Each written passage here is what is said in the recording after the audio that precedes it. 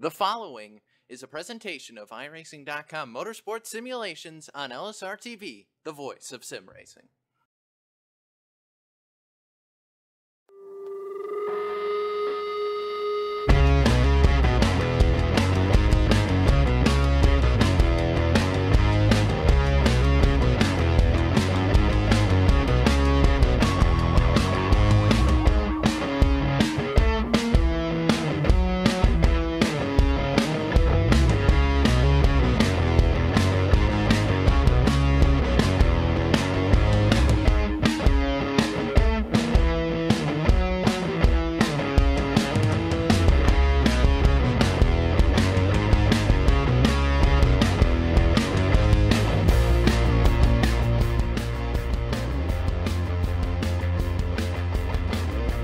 Live tonight from the Daytona International Speedway, LSRTV with you to say good evening, sim racing fans, and welcome to our continuing coverage of the Superspeedway Cup Series Season 15 Championship right here at LSRTV on iRacing Live as we welcome you back to the great state of Florida, and from the Sunshine State at the Daytona International Speedway, we roll on into round number 3 of this Season 15 Championship, and we're happy that you're going to be a part of it with us here tonight from the World Center of Racing. Topside with you, as always, it's myself, Evan Pasoko, alongside with Rachel Whiteford with the call for you. Downstairs, pushing the buttons, twisted and tweaking dials, as always, is lovely and talented Cisco Scardavusa. Rachel, finally back at Daytona in a non-speed week setting. It's our first regular format race at this racetrack on the season as we slowly but surely kind of walk ourselves in to the middle of the regular season. Certainly do, Evan. Good evening and welcome to everybody watching at home. Yeah, back at Daytona. This is not a speed weeks. You're not watching an older round from the start of the season. We're back, and you know what? I'm almost excited. Last time out at Talladega, we had a fractious, tumultuous race, Evan. Tonight, well, we're back under the very familiar skies of Florida. This should be a fantastic round, and there are guys who need to make up points after last week. The championship is obviously going to be the main focus as this season goes on, and that is because, again, for this Season 15 championship, the series is utilizing the win and your in-qualification procedures for the playoffs. Now, it is still very young. It's not going to get serious until we talk about round number 13. That'll be the last race of the regular season, which means there's 10 to go after the one tonight. But for humor's sake, let's take a look at what the playoff picture looks like coming into tonight's race. 2 drivers with wins, 2 drivers therefore straight to the top of the playoff grid. It's going to be Jason Altman's at the very top of all of that, followed by Brandon Cruz-Montevich. They are the 2 winners on the season. Now, the playoff picture is going to look a little bit bigger than it does right now, but as it's showing, it is a 12-driver chase for the championship, 3rd through 12th in on points. You can see the differences between the drivers above that red line to the leader, the names below that red line. The points on the right-hand side represent the difference that they have to make up in points to get to those couple of spots. 1 point, 2 points, and 3 points. It's pretty tight. I know there's a long way still to go, and obviously the focus, I think, now would be more so to try to get a win than want to have to get in on points, but is kind of a good indication of who's had a good month, really. Again, this is only the 3rd regular season points race on the year, but in reality, this is our 5th or 6th weekend out with everything we did here before the 500. It really is, and these guys are really familiar with this track by now. They know how this car package handles here. They know how the fuel weight, more importantly, Evan, handles here. Last time out at Talladega, that was really their first run there with the new fuel load and how it affects the car early in a run, how that affects the car in the draft, the suck-up effect we're seeing. We're back on familiar turf here. This should be a good, clean race. This should be a good, sensible race. Although, saying that, we all remember how the 500 started. Or, well, we try to forget, but the point stands. This should be a good race. These guys know what they're doing. They know how this track races, and they are familiar recently with how this track handles. Talladega was an oddball. After so many weeks of Daytona, they're like, oh my god, it's daylight and it's wide. What do we do? But here, yeah, this is a familiar battleground. This one should be a fantastic fight. And as you kind of alluded to, that one we returned to Daytona, but under the lights, so it is a little bit different than the format in which we saw in the 500. Just in respect to that track condition is going to be a little bit different when the sun goes down and the lights come on.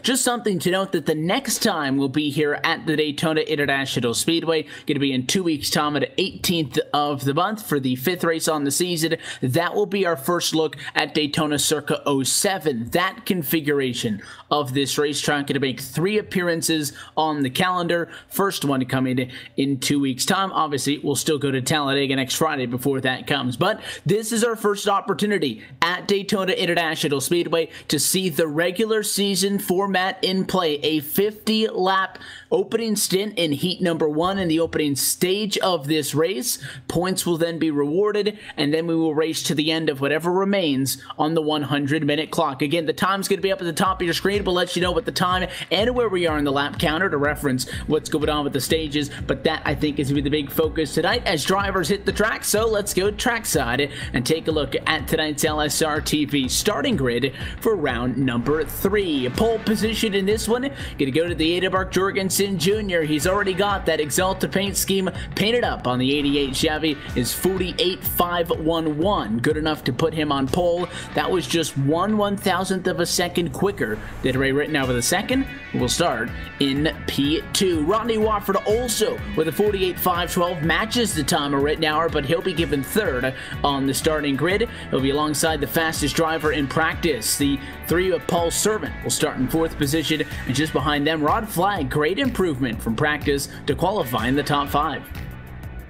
Outside of row number 3, Alex Hallinar with a great run from him. Again, really tight there, just 2/1000ths off Rod Flagg. Behind them, Harry Tiller, row 4, with Chris Bassini, who's had some strong runs, and Tiller, the newcomer, a potent threat. Behind those guys, Corey Henry, last season's champion, so close to a win last time out, and Scott Warren in 10th.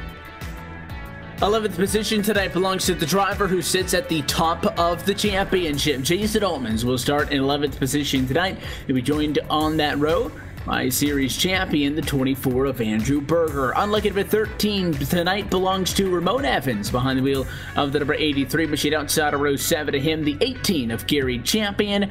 And behind him, one of the rookies for season 15, Michael Cosi Jr. is 15th.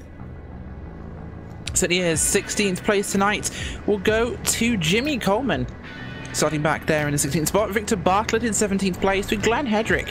Brandon Cruz Monsivice, last week's winner, looking to try and do another one this time by, but, well, the pressure's going to be off him for the moment. Tom Dreiling is in 20th place. 21st position tonight is going to be Spencer Preet. That's the same place to which that 72 was in the practice session a little bit earlier tonight. Dan Harrington didn't take a time in practice. He's going to be on the outside in P22. 23rd tonight belongs to Jared Haggerty. Andy Kessler scheduled to roll off in 24th position. Appears that he may have missed the grid and may have to start from the pit lane. Behind him, Travis Brown in P25. 26th place tonight, so I tried to butcher the English language. Daniel Holloway starting back there on the outside lane. Behind them, Scott Frenstermacher. Well, that's going to be a great one to commentate on.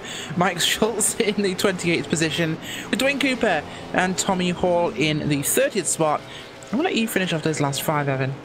I'll take the easy names at the end of it. Brandon Chaburko will roll from 31st again, all of these times from here on back, not taking a time at qualifying. Justin Levine will start from 32nd position. Larry Camp is going to be 33rd. Mike Thiel in 34th position. And Devontae Peterson scheduled to roll off 35th. He is also not on the racetrack. So at least Andy Kessler missing the start. Maybe Peterson, if he's able to get back on the racetrack, we'll have about 33 drivers. Bringing the field at a quarter number 4 as we get set to go racing. As always, we're so happy that you're with us at LSRTV and iRacing Live. Field in the hands of Mark Jorgensen Jr. looking for the ticket to the playoffs. Green flag flies. We're racing for the 3rd time this season from Daytona International Speedway. Start the clock. So he does, and it's a good start by the inside line as we expect in a race like this one. 7 have ridden out a second on the high side. Not quite got the launch he's had in previous weeks, but it doesn't matter for them right now as back in line. I've got a couple of changes to some paint schemes for this week, but the race itself is going pretty much a standard fare for a Daytona start here as 64 will drop down. That's Alex Hallinar. He wants to come back in line. Just there ahead of Corey Henry. as upstairs, Chris Passini rolling along the outside. Not much momentum for him. It's going to be a slow start for the outside. They're really falling apart, Evan. We've seen it happen quite a few times, and, well, it doesn't seem to be expanding, but a slightly more colourful livery there on the Harry Tiller machine this week, the 69 car. Rather than being just white and grey, it's actually rather vivid this week. It is. I think it's almost the same paint scheme, just it's got color on it this week around, and it really stands out there up at the front of the field. Been talking about some of the rookies who have been coming into the season. Tiller has found a Superspeedway Cup Series victory lane, not in a points event though, so can't quite add him to the list of names in the playoff picture. He hopes to change that here tonight. He'll go side by side with Mark Jorgensen Jr. That 88 machine is always one of the fan favorites here on Friday nights at LSRTV at iRacing Live. And I'm not sure how you say it. I don't know if you say appreciation. Nonetheless, that's the paint scheme that Dale Earnhardt Jr. is going to be running at the homestead of Miami Speedway when he makes his final start as a full-time NASCAR Cup Series driver. That paint scheme is already on that number 88 machine. Jorgensen always keeping it fresh on and off of the racetrack, and he's doing a good job. He led that time by Tiller, though, who rocketed up to the outside, kept him honest. That outside starting to find some momentum after a slow start. Certainly is. Harry Tiller finding his footing really in this series. A new driver to the series, of course, this season. Entered a couple of rounds at the end of last season though, Evan, but really starting to find his place up here at the sharp end of the grids in these races. Great in qualifying and certainly can race it with the big boys, but they're starting to trust him. Well, just, but not quite fully yet. So being out there at the front, he's got to make more friends than he burns in the early days. Just taking a look on who was able to start this race. Andy Kessler did miss the start, so he's stuck 2 laps down in 34th, but he is on track. Devontae Peterson was the other driver who I noted may miss the start. The car is still not back in the session, so we've got 34 cars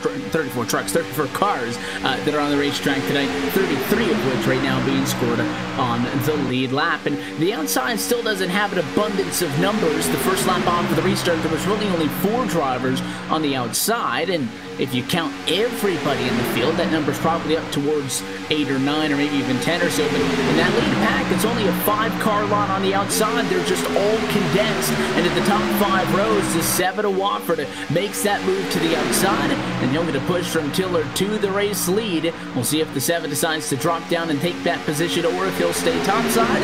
Tiller got a little bit out of shape into the quarter, but the 7 does go to the race lead at lap number 5. It does. Wofford out front in a very similarly, almost reddy-orangey car there. As Tiller on the outside will start to move his way up with Rittenhouse a second behind them. 3 there of Paul Savant giving a bit of a hand. Cassini looks like he's trying to find a spot on the low side right now as himself and Scott Warren back there on the outside. Just try and find something, but traffic very heavy on the low line. Everyone's cruising this week, Evan. The high side looking like it's the braver of the 2 options, as most of your field will stay down low and just ride for the time being. Other than Wofford getting himself out front, it's almost as though the 88 doesn't particularly want to stay out there all the time, especially considering fuel will always be a factor in these races. And remember, it's more like 25 laps now we're having to run, maybe less. Yeah, and with that limited fuel cell at 55%, you really have to get 25 laps or you're going to have to stop twice to end stage 1. That's a big thing, and we haven't seen to this point this season, given it's only week number 3, but stage 1 go green start to finish. If you can't get 25 laps, you can't do 50 on 1 stop, but that leaves like a 1 or 2 lap window where you might have some drivers staying out and trying to save. So if we get an opportunity to see something like that, if not tonight, at some point down the line this season, green flag all the way through stage 1, that would be something very interesting to look at. If you're the guy out front, in this case the 7 on the inside and a 60 down on the outside, you're got the foot down to the floor, you're holding it all the way around the racetrack. The guys behind constantly check it up, constantly easing off the throttle, maybe going down to about 0.5% push down when you're going down the back straightaway. That does save you some fuel. On the flip side of that, maybe you don't always want to be the driver behind somebody, as you're going to get those temperatures up. So when you're out front, you're using more gas, but you're keeping the nose of that race car in clean air, and you're keeping the engine cooler. Each has its pros and cons. Certainly is, of course. As they go 3 wide from it there, Corey Henry up to the very top of the racetrack here as this one gets interesting into turn number 1 on lap 8 of the field. Scott Warren in the middle with down below. I think that is the 83 possibly up there. It is Ramon Evans down low as Henry drops back in line. Things a little tumultuous as we go down the back stretch here at Daytona, and the high line really still not moving around too much just yet. Red flag on the low side, holding station behind the 88 as Tiller tries to mount to the charge with written out a second Savant and Bassini. Warren tagging along at the back, but caution will fly as we've had something happen just through turn number 3, I think it was. Contact with the outside wall, and I think it could have been Corey Henry involved. It was. Yeah, the discount tire Ford, he got turned, and it didn't start with him, but caution is going to come out at lap number 8. It looked like I think it was the 78, it was really pushing hard. Jimmy Coleman goes up the racetrack, gets the 54 and the 6, and when Monson Vice, who we were just talking about, race winner this season from when we could go got sideways, he's the one that hooks the 12, and that's where the caution's going to come from, because Corey Henry took a monster of a shot to the outside fence. He spun in the middle of the racetrack. Drivers were able to go both to his outside and inside to avoid that one being anything bigger, but definitely a tough break for Henry to slow us down early. Very much so, especially as he has to tow back to pit road to get that backup car in line. But Monster Vice not in a very good position there, getting turned in turn number 3. Last 2 weeks winner now onto his backup car as well in this one. Not going to be the way he wanted to be in this race, but at least he runs on the track still. Tow truck still making its way back to pit road for Henry in the 12 and 1 or 2 other cars. So at this moment we'll be going back to pacing. Wofford out front, Jorgensen Jr., Tiller up into 3rd place. Great starting spot for him there. That'll put him on the bottom line, Evan, which will be a huge advantage to him. The race leaders coming down pit road just a little bit shy of about half of a fuel run into the caution flag came out. Again, you're looking at the top of your screen. All you're getting is the time, because that's what the checkered flag is going to come out. But again, it's easier to measure how far drivers can go in laps rather than on time, which is why we're letting you know where we are in laps, obviously, in the race to the end of stage 1 at lap 50. But you can go maybe 23 laps out of fuel. These drivers, having now completed 9 laps, coming in fuel only for everybody up front, though, no tires. Yeah, interesting call there, but it is early, of course, lap 10 here. So tyres really aren't a huge issue, especially at night, Evan. On a 26-27 lap run with nighttime conditions, the track deck isn't that high, so you can keep those tyres on the car. It makes everything a little bit faster.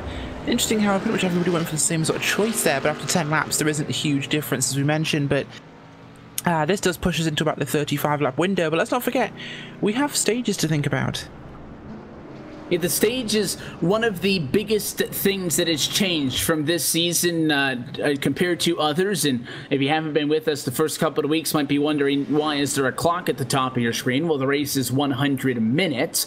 That's when the race will end. However, stage 1 is laps 1 through 50. That's why we're talking about laps at this point in the race. Once the stage is over, we'll start to count down along with the timer at the top of your screen. But that's the biggest change, and there are points awarded to winning the stage. It's exactly the way it is in the Monster Energy NASCAR Cup Series. First place gets 10 points, second place gets 9 points, so on and so forth. 10th position at the end of the stage gets 1 point. That's it. Nobody 11th on the back is able to say that they get any points out of that. And a little bit of extra incentive for some drivers to maybe race to the end. This caution, I think, will allow us, if green flag conditions were to stay out, to be able to make it to the completion of stage 1 with 1 pit stop. Again, we were talking about how we thought they might be a little bit shy, trying to stretch 2 tanks of gas, 50 laps. However, the race start will be with about 12 laps complete. We will make it about 38 until the end of the stage, and I think that's more than doable. Should be more than doable, but we'll see if we make it to the end of that stage, of course. Yeah, that's the key. Right now, it's going to be a little tumultuous. Of course, if we do go to the end of the cycle we're at now, and this stays green until a green flag stop, and then we go to the end of stage 1, that is a 1-stopper. We go about 20 laps, 23 laps, and then we have the same again. So that'll be perfect timing, really, for these guys. They'll probably take tyres once during his whole first stint. That's a good sort of milestone to go for. That'll be, obviously, if this runs to a green flag stop, we'll take it. I think under yellow, probably not at the moment. It's so vital to get track position, but under green, it takes as much time as a tank of gas, so you can afford to do that at the moment. But, well, we all know these guys are going to try and find any sort of edge they possibly can. Will it be the edge of the other guy's bumper, though? Just take a look, 31 drivers going to be scored on the lead lap as of this time by. I was curious if Andy Kessler was going to be able to get back to the lead lap because before the incident actually happened, he was the only driver off of the lead lap, but it looks like the Aegis Ford decided to come down and pit. So the race control can still give him the wave by, but right now he is still currently being scored one lap down, so Corey Henry becomes the first car one lap down. He's not eligible, though, because he was the accident. We were mentioning him on Savice and some of the other names. Well, Henry has also gone with his one and only available quick repair, so if they get involved in an accident now for the rest, I guess if we go based on the time, an hour and 28 minutes or so that's still left to go, if that car gets junked, then they are going to have a rough night again. Von Savice really doesn't care, though. That's how critical getting wins are under this format. He has a win. He is going to be in the playoffs, absolutely no doubt about it. The only thing he has to maintain is a top 25 in the points. I'm going to not go as far as saying you can wreck out every single week and stay inside of the top 25, but that rule is basically in place to make sure that drivers who win early in the season do not give up on competing and then just not show up. So he can afford to have these mistakes. Would he like to get more wins? Absolutely. For each win you get more bonus points into the open round of the championship, but for Von Savice, it wouldn't be terrible, especially because his win just came 1 week ago. I think he's still feeling pretty good from that one. Yeah, really could, of course. And as we come up now down the backstretch to go back green this time by, of course, Von Savice out front, having not come down pit road. Although that's going to be an interesting call. He has got damage to the rear quarter, the left rear quarter of his car. That could make it handle very strangely in the corners, Evan. That could be a concern. It could be, and that's something that we're going to have to watch. Handling in the corners is very key at Daytona. The one thing I took away when we noted that everybody came down pit road, at least for the guys up front, took fuel only and not tires, I attribute that to the night conditions of Daytona, not running under the sun, a little bit more grip at a racetrack simply because the track temperatures are cooler, a little bit less abrasive on heating up those tires, which can obviously eat away and wear at them. So drivers are going to have to take tires at some point tonight, but I think the cooler conditions means that the handling is a little bit better at this point in the run now compared to when it would be underneath the sun. A pace car going to go down and in, 12 laps complete from Daytona International Speedway as we go back underway on Savice at 54 in control. We certainly do, and the front group has really made a big jump once again, especially on the outside line. They're breaking away from the 72. That's carrying that group, the X3 of Mon Evans on the high side as it's the 21 of Hedrick. Jorgensen Jr. ridden out a second, Savant, Passini, Evans, and the 77 car back there of Cozy Jr. Great start by them as it looks like it could be Glenn Hedrick going to the point. This one as it looks like the 54 just not holding speed quite well out front. Evan, that car seems to be slowing down the inside line. When you can see the damage as discussed on the left rear quarter panel of the 54 machine, it's interesting that he ends up leading this race after being involved in the incident that happened down in the corner. Got a little bit of a piece of it, but kept going and then decided not to come down pit road. So as everybody else was in agreement that they needed fuel, he stayed out. That's how he's gotten up front, and the 21 sideways. Glenn Hendricks slotted up the hill. The 7 Ronnie Wofford, and there they go. Oh, that one was brewing for quite a while there. We'll try and get a replay of this one because that was quite an interesting little incident. As the 21, I don't think he was touched. I think he just got aero loose there and he slapped the 7. The 7 very nearly saved it. Hedrick nearly kept it out of everything as unfortunately both the cars that caused that got involved in the ensuing crash and they pulled in a few more, including the ridden out a second.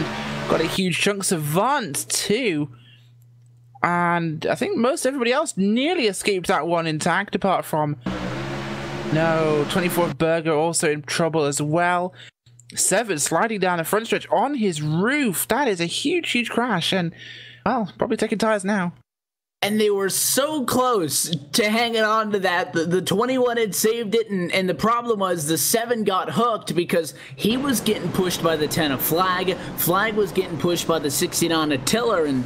when the 7 snapped up the hill, he just obliterated the 21, and I mean, we've seen some big wrecks, but it's been a while since we've seen somebody like that 21 Glenn Hedrick slide on his roof, then go over the top of the 72 machine. You had the 7 flipping, and while it may not have been a huge amount of cars, it ended up at about maybe 8 total. We've definitely seen bigger. The ride that those drivers that were involved in the accident went for was pretty insane.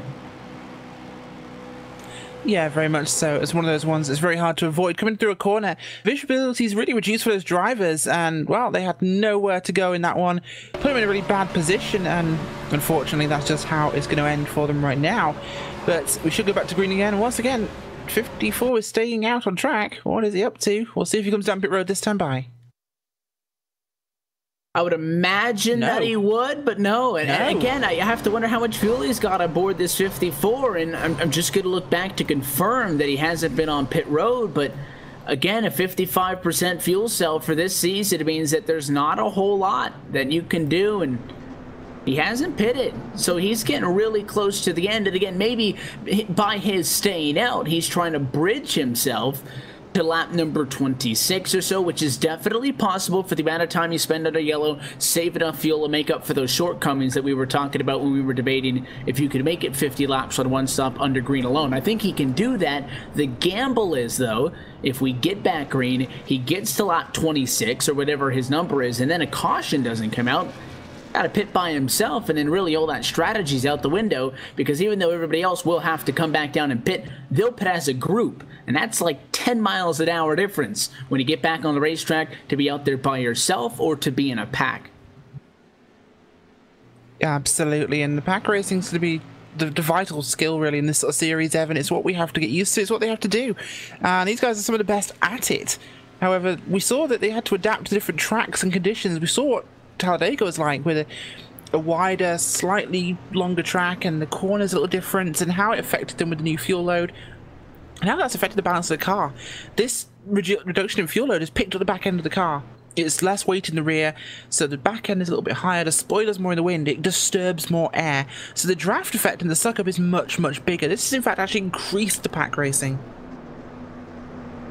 Something else that's going to be a factor tonight, and we'll be pointing it out after the completion of stage number 1 a little bit more, but the I-5 bonus is in effect once again for those who may not be familiar with the concept here on Friday nights. If you finish inside of the top 5 the week prior, you are eligible for the I-5 bonus, meaning that if you win the following week, you get $5. If nobody from the top 5 wins the following week, that prize is going to be compounded week by week by week. We are now in our 3rd week of the season. Nobody has claimed the $5 after the duels, after the 500, and then after race number 2 from Talladega 1 week ago. So the I-5 bonus into tonight sits at a $15 iRacing cash prize.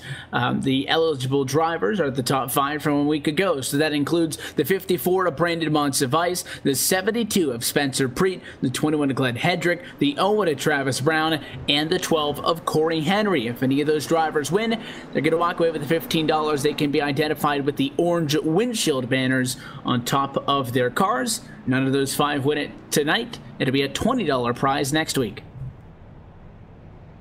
It will be. And, well, they'll keep piling that one up until somebody might actually win a fairly nice pot from the I-5 bonus. As same goes for points, really, as we run towards the end of this first stage. Coming up on the halfway point in stage 1, Evan, as we are approaching 20 laps. So, 50 lap mark, that's going to be... will we see the same amount of cars still on the track? We're starting to see a number of cars getting out of this one. Justin Levine, one of those cars in serious trouble right now. Mike Schultz also down the track. As we have Rodney Warford and Glenn Hedrick down 1 lap from their incidents earlier on. They can regain that one if they try, though, as the field probably will jubble up this time by. We've got to wonder how long Monsivice plans to stay out, because he's now got to be on the 5 laps of fuel remaining mark. And there's not only the fact that he's low on fuel, but as well what we were talking about once we went green on that last one is we wait to see if the lights on top of the pace car are going to go out this time by to get us back into green flag racing conditions. And for that 54 machine, the lights are going to go out on top of the pace car, so we're going to go back green. But the damage that he sustained by being involved in the incident, in which he brought out the yellow, but he subsequently stayed out for to go to the race lead, that was really hindering him getting up to speed on that last restart. And we always say that Daytona, the draft, is the great equalizer, but I don't think you can really lead a line with that kind of damage. You can be second or third in line because you've got a car in front of you pulling you up and you got a car behind you pushing, but when you're in the front, I think that aero damage is really going to hurt him and therefore really hurt the inside on this restart. I think that bunch up could have really actually contributed to that one, actually, in this fact, Evan. I think that could have been the fact that the inside line was so condensed and the outside was making so much progress. That's why we had that little crash. So we'll see what happens this time by. Of course, he's got to be gambling for another caution very, very quickly to really take advantage of this. Maybe he doesn't know he's damaged. Obviously, the front end of his car is fine, but at the same time, he's got to be feeling a speed difference, and I do not understand this fuel strategy. Hey, he can afford to risk it, though. He's already won. Yeah, I guess there's no reason not to. Again, I feel like if he has a bad result this week, he's really not going to mind all that much. If we get to week 12 and he hasn't gotten a top 5 since his win, then he'll start to get a little bit frustrated, but I think he's still kind of riding that high of that trip to victory lane. Second career win that he got just 1 week ago that puts him into the playoffs. I think he's feeling pretty good right now and maybe feeling a little bit gutsy as he tries to make this strategy work. Pace car going to drop back down and in, and we're going to go back into green flag conditions. A little over 20 minutes complete and 18 laps now down in the race to stage number 1. 32 laps to go to that point. And it's a huge start. Look at that start by the outside line. Not one, but nearly 2 cars past there as, well, Jordan Jr. just pulls straight down. And I think that's going to give the advantage back to the inside line there. As look at that, the gap now being pulled by the 54s. Oh, caution is out. What has happened? Back in the rear of our field, we've had an issue. Yeah, Andy Kessler with problems. Gonna take a second look. I think it might have been an issue on Andy Kessler's side of things. That car was really struggling to stay on the racetrack, and I don't think the 61 even saw him because there was some sort of an issue with Andy Kessler's sim, and maybe some sort of an electrical issue, maybe lost a screen or something. But I mean, that car was kind of bouncing up and down on the racetrack, and I mean, the contact was kind of in par with what we had seen, and that's somebody gets into your bumper and you're going to get hooked around. But Andy Castle's car was acting very strange there, and I would find it pretty hard-pressed to place the blame in that one on Mike Thiel, who was behind him in 24th. Yes, that's very true, and one of those magical things that happens sometimes. We can't really define what's really could have been the cause, but it's one of those racing problems, and this puts us in a definite position now where, yeah, I think if I was Montevideo, I would be definitely hitting pit road this time by very sternly. Maybe he can press his luck again. He's still shy of making it to I think the distance at which he wants to, and that would be to get to lap number 25. If he pits now, all for nothing, because he's not going to be able to make it to lap 50. So I think he kind of made his bet. He's going to have to lay in it and see if he can do anything. That caution came out very quickly, but he still lost the race lead. Again, we've kind of predicted that with the damage on board, he would struggle to get up to speed, and he fell to 3rd position in just that, I don't know, 1/3 of a lap down to turn number 2. Jorgensen, who led the restart for the outside of the front row, takes over the race lead, and Henry Tiller is going to go into 2nd. Drivers looking at pit road. Jorgensen is in, and Advanced Device is going to bite. Tiller stays out. Looks like a 50-50 split on the call. I think that was pushing it far enough. At that point, he's had to come down pit road, and we'll see if he takes the option of repairing his car or not here. He might choose to keep that thing as it is without going back on track. I think he will have to. He's not going to want to waste what he's got there right now, but he has to realize how slow he was after that restart, and that could be a problem for him. Could be time to use that repair, because the left rear is heavily, heavily damaged.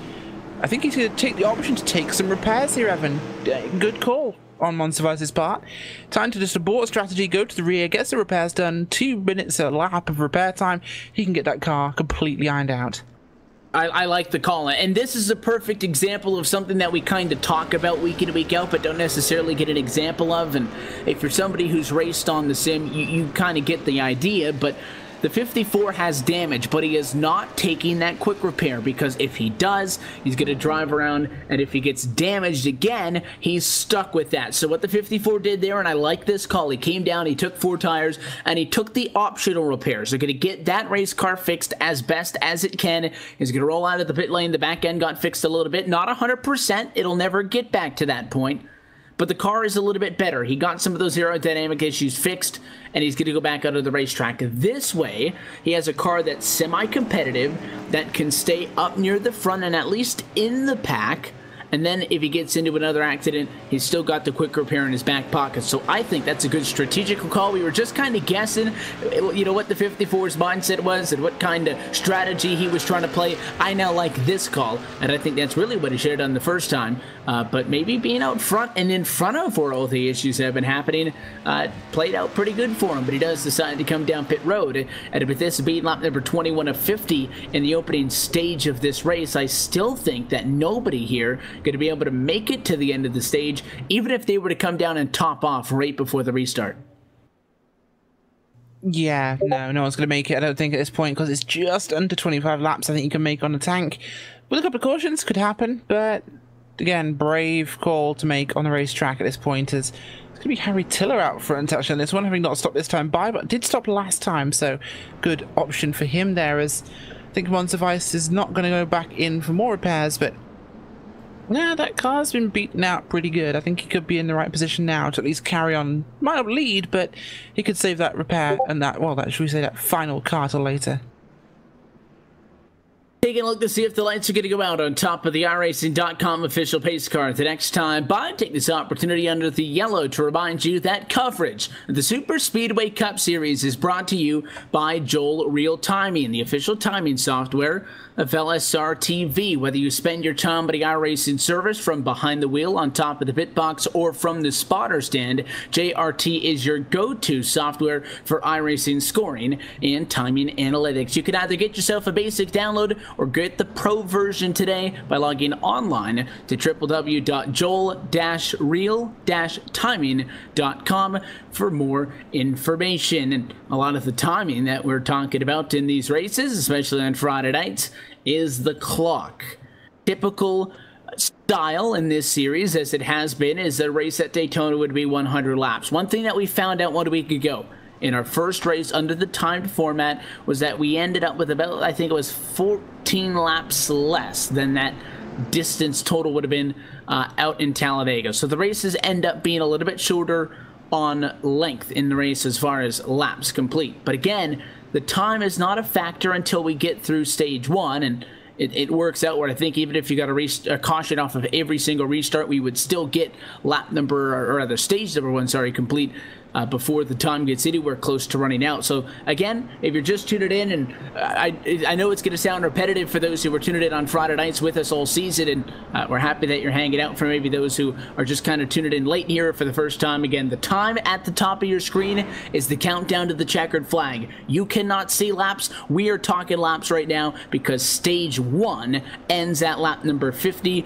and after that we'll then start to refer to time as the race goes on. But for all intended purposes, it'll be 27 laps to go to the end of stage 1 on this restart. That is still outside of our fuel window. It is, and let's not forget though, each of these cautions is about 8 minutes. So every time they have one of these, it knocks about 8 to 10 laps off our running order. So they have to be careful with what they do. It's true, because under the regular, lap to timed race that we normally have, a caution takes up 4 laps. It takes 4 laps to get through a caution cycle, but it's an 8-minute period. When we're talking about how much time that uses up, that's 8 or 9 laps of this race that, instead of being run under green, are going to be used up under the caution flags. That's a lot of time to throw away in this thing, and I think you lose because you do get a couple of laps in that 8-minute window. You get 4 instead of 9.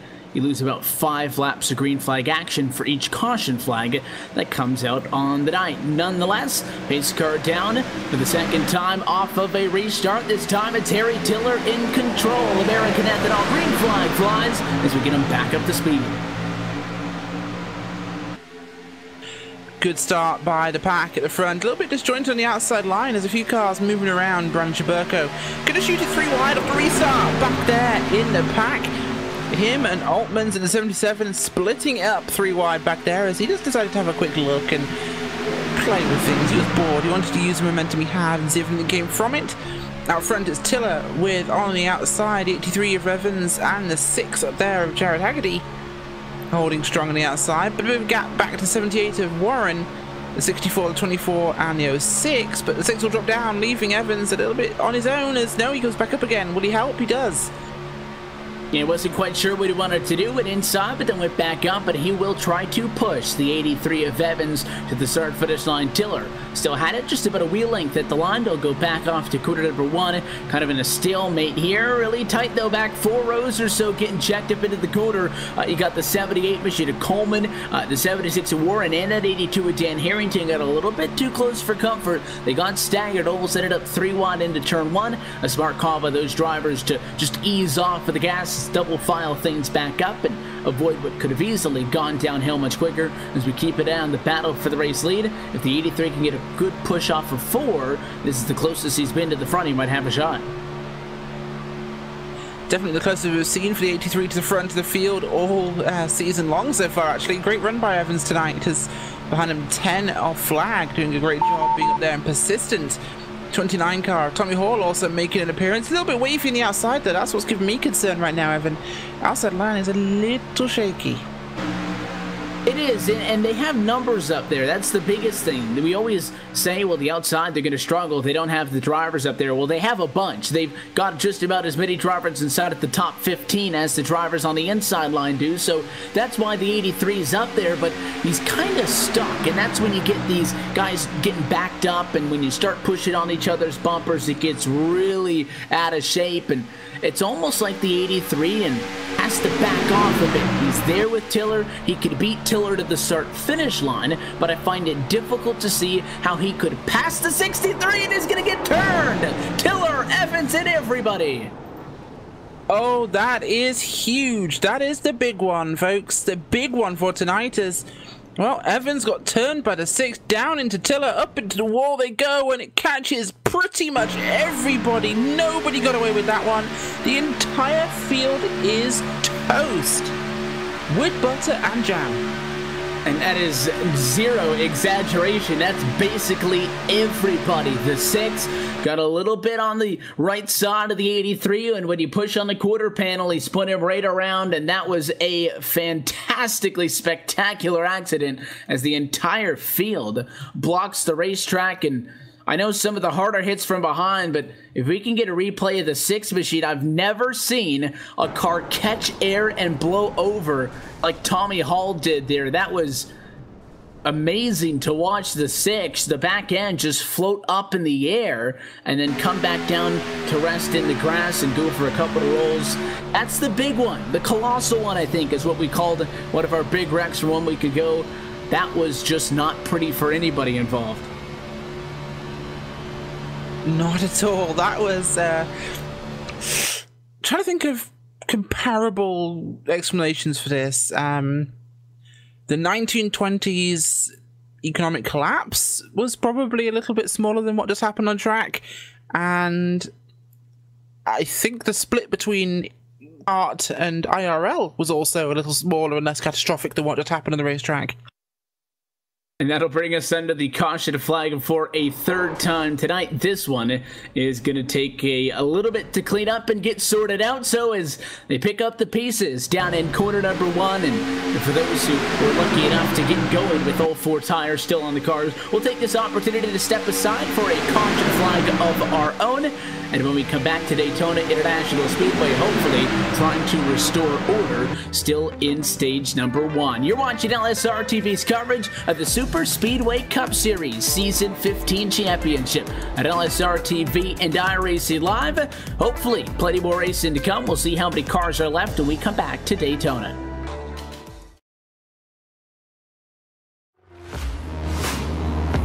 Hi, I'm Ryan Priest. I'm driving the number 20 JGR Toyota Xfinity car this weekend. Really great opportunity here at New Hampshire at my home track.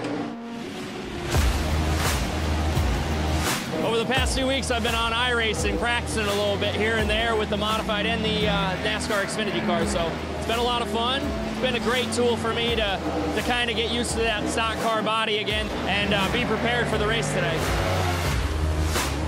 Well, yeah, it's a mile long, so the draft kind of plays into effect here with the modifieds. Punches a big hole in the air, and we run restrictor plates.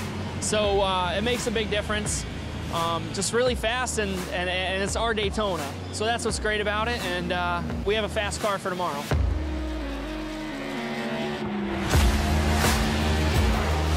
I think the biggest thing is they're heavier cars. The tire's a lot different, and the way you go about setting them up is a lot different. They use all 4 tires more than a modified, where we typically drive off the right rear, you know, so. Well, actually, it's funny. I raced NASCAR race in 2003 before iRacing came about. And then when iRacing came about, my friend Kevin Iannarelli, who works at iRacing, kind of told me, hey man, you need to switch over to this. And when I did, I was like, oh my God, this is like real life. So I started using it as a tool of mine to really prepare for modified races, whether it was Stafford or Thompson or Loudon, Bristol. And then obviously the Xfinity Series last year, going to road courses, trying to get laps, and use it as a tool that can get me as prepared as I could be without actually doing it. So it's been great.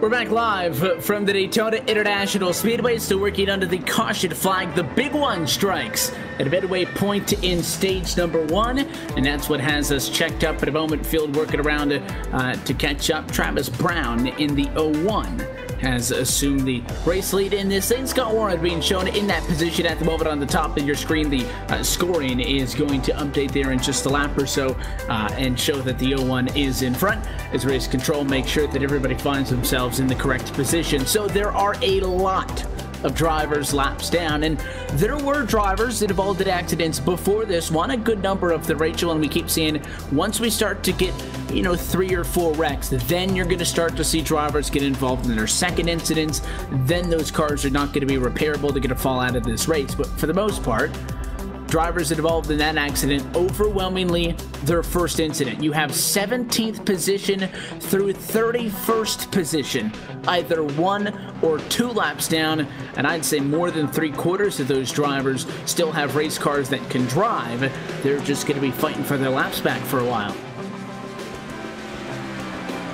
Yeah, completely, and they certainly will have to fight for a lot of laps back in this one as, well, it's nearly half the field is currently scored a lap down after that crash, because so many cars are disabled, as you mentioned, but there's plenty of time, a lot of time, and seeing as, we're going to caution that most of them will get waved back around, they'll be fine, so it shouldn't be a major issue whatsoever. But I've seen a number of drivers in that position, including people like Chaburka, who was not quite at the front, but he's back down 21st lap down. Now we've got the likes of Warren, Brown, Hedrick, Monsivice, Spencer. Monsivice somehow skipped through this one like a daisy. He's okay, and that is still, I think, the same slightly battered car he's still driving.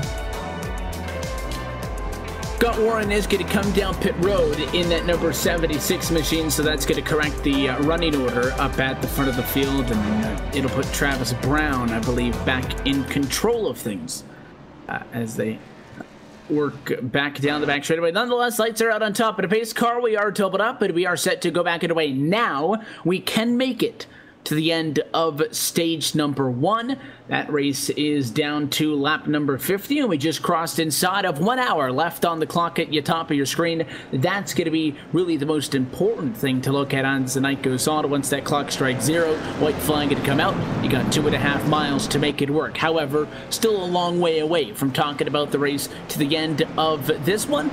Even that being said, still quite a ways to the end of stage number 1, just inside of the fuel window. It'll be 19 laps to go. You can do about 22, 23 laps on gas, so barely, but they will make it. Yeah, barely, and a caution or two.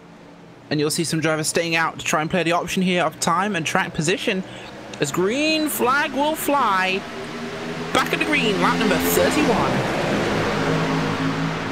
Restart comes with only 12 and now 18 drivers on the lead lap as the scoring continues to cycle through. Travis Brown bringing us to the green flag in the auto machine, a little bit slow on the inside of the racetrack. Nice quick move, Glenn Hedrick, just like that. He made it look so easy, and to have a lead entry going to go top to bottom. He'll take over the race lead before we even hit corner number 2. Now he's got to decide, does he want to go inside or outside? Decides to stick with the bottom.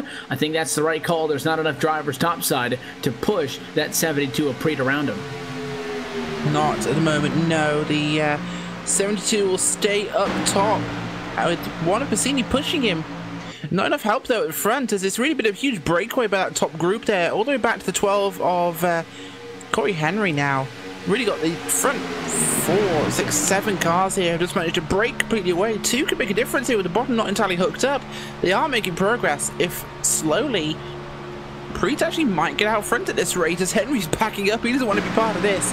I think Henry sees writing on the wall that perhaps we should be really noticing at this point, because this is a little shaky up front. And it's a lot more disorganized. There's less drivers in the pack, so you would think that they're going to be safer. It's a top 6 car breakaway. There's a 7th car kind of in no man's land, and 8th, 9th, 10th, 11th, and 12th are almost a second back. So you'd think that that would be a little bit safer and more calm, just based on having more space at a racetrack compared to when we saw 2x2 about 7 or 8 rows deep on the last restart. Sometimes not the case. Drivers, when they're in 2x2 and they've got nowhere else to go, all they can do is run in line and push the driver in front of them. Well, when you have a little bit more space on the racetrack like you have right now, you try a little bit of more aggressive and unconventional moves for the time in the race in which we are at, and that's where things can find themselves at a hand. Nonetheless, we're having a pretty good fight for the race lead halfway down the Daytona super stretch. Free gonna come close. Just needs about another length of a tire or so to turn 3, just shy of clearing the 21. Although if the 0-1 of Brown doesn't get to his back bumper, Preet's gonna lead this time at a 4. I think it's very likely he will. In fact, he's clear now. Will he pull the 1 with him? He probably should, but he doesn't. No, he drops Bassini. That is not going to earn him any friends. Preet and Bassini not used to working together. Preet maybe coming back up to try and correct his mistake there, but doesn't want to lose the lead. Should have stayed up there with Bassini. With the gap on the bottom with the 21, he should have stayed up there.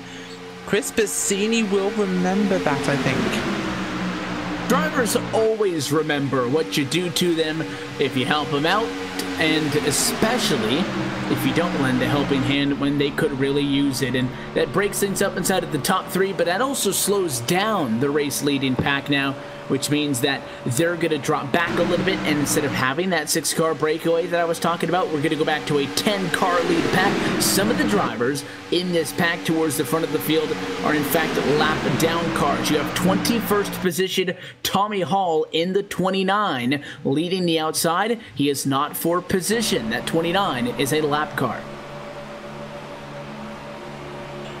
Very much, and lap car is in that group there, which is perhaps going to be a little tumultuous, especially as he's moving around a lot. 29 car moving on a huge amount from what I've seen there. I think Hedrick's just dropped the apron, not sure why he did that, but another lap car coming up ahead of them. The 29, like you said, moving around a huge amount. Very nerve-wracking on that car, but We'll see if he can keep it down there. Now they're going 3 wide. Passini up top, and a lap car coming up. This is not going to be a good recipe, guys. This is not going to work too well. He has no idea where to go. We're going to go 4 wide here. If they can't get past him, they're going to bottle up on the low side. This is going to go so wrong. Oh my gosh, that was not ideal. He could have gone to the apron. I'd have gone to the apron there. I'd have wanted to be anywhere but on that track in front of that field. And the inside really had no other option but to check up, so there was a good run for the 21, the 01, the 54, and the 10. Luckily, there was only about 5 of them, so when the first driver braked, there was enough, visibility for them to see that and also get on the brakes. But that could have been a lot worse. Thankfully, the drivers up front are able to work their way on the outside, and you always hate to see a lap car play a factor, but through all of that, Preet is going to go to the race lead as it just completely demolished the guys on the inside.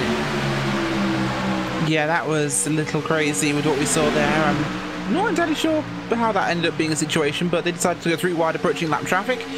As the 14 will go up high, well, Harry Tiller let him in back in. He does. As Preet on the low side, Passini will come down in front of Preet, and he won't be too upset about that situation. Now time for the 14 to get pushed forwards, but I think the 14 is a lap down. It's Justin Levine. He's 12 laps down. He is so off the lead lap. He's in the last week's race. Side by side for second and third position. The 21 gets slot inside, and now you've got 2 lap cars working together in the 29 machine, and as well that number 76 on the inside. Now Tiller, though, in a bad position, all on his lonesome to the outermost lane of the racetrack. Thought maybe those lap cars would work with him because they're here for one of 2 reasons, and there's 2 of them, so one driver can't do both, and that is to take over the lead of this pack, which would then put you back onto the lead lap. As the last driver on the lead lap, you wouldn't have to worry what a wave by, and the other driver would then be the first driver 1 lap down and would get the lucky dog. That's the ideal situation for those 2.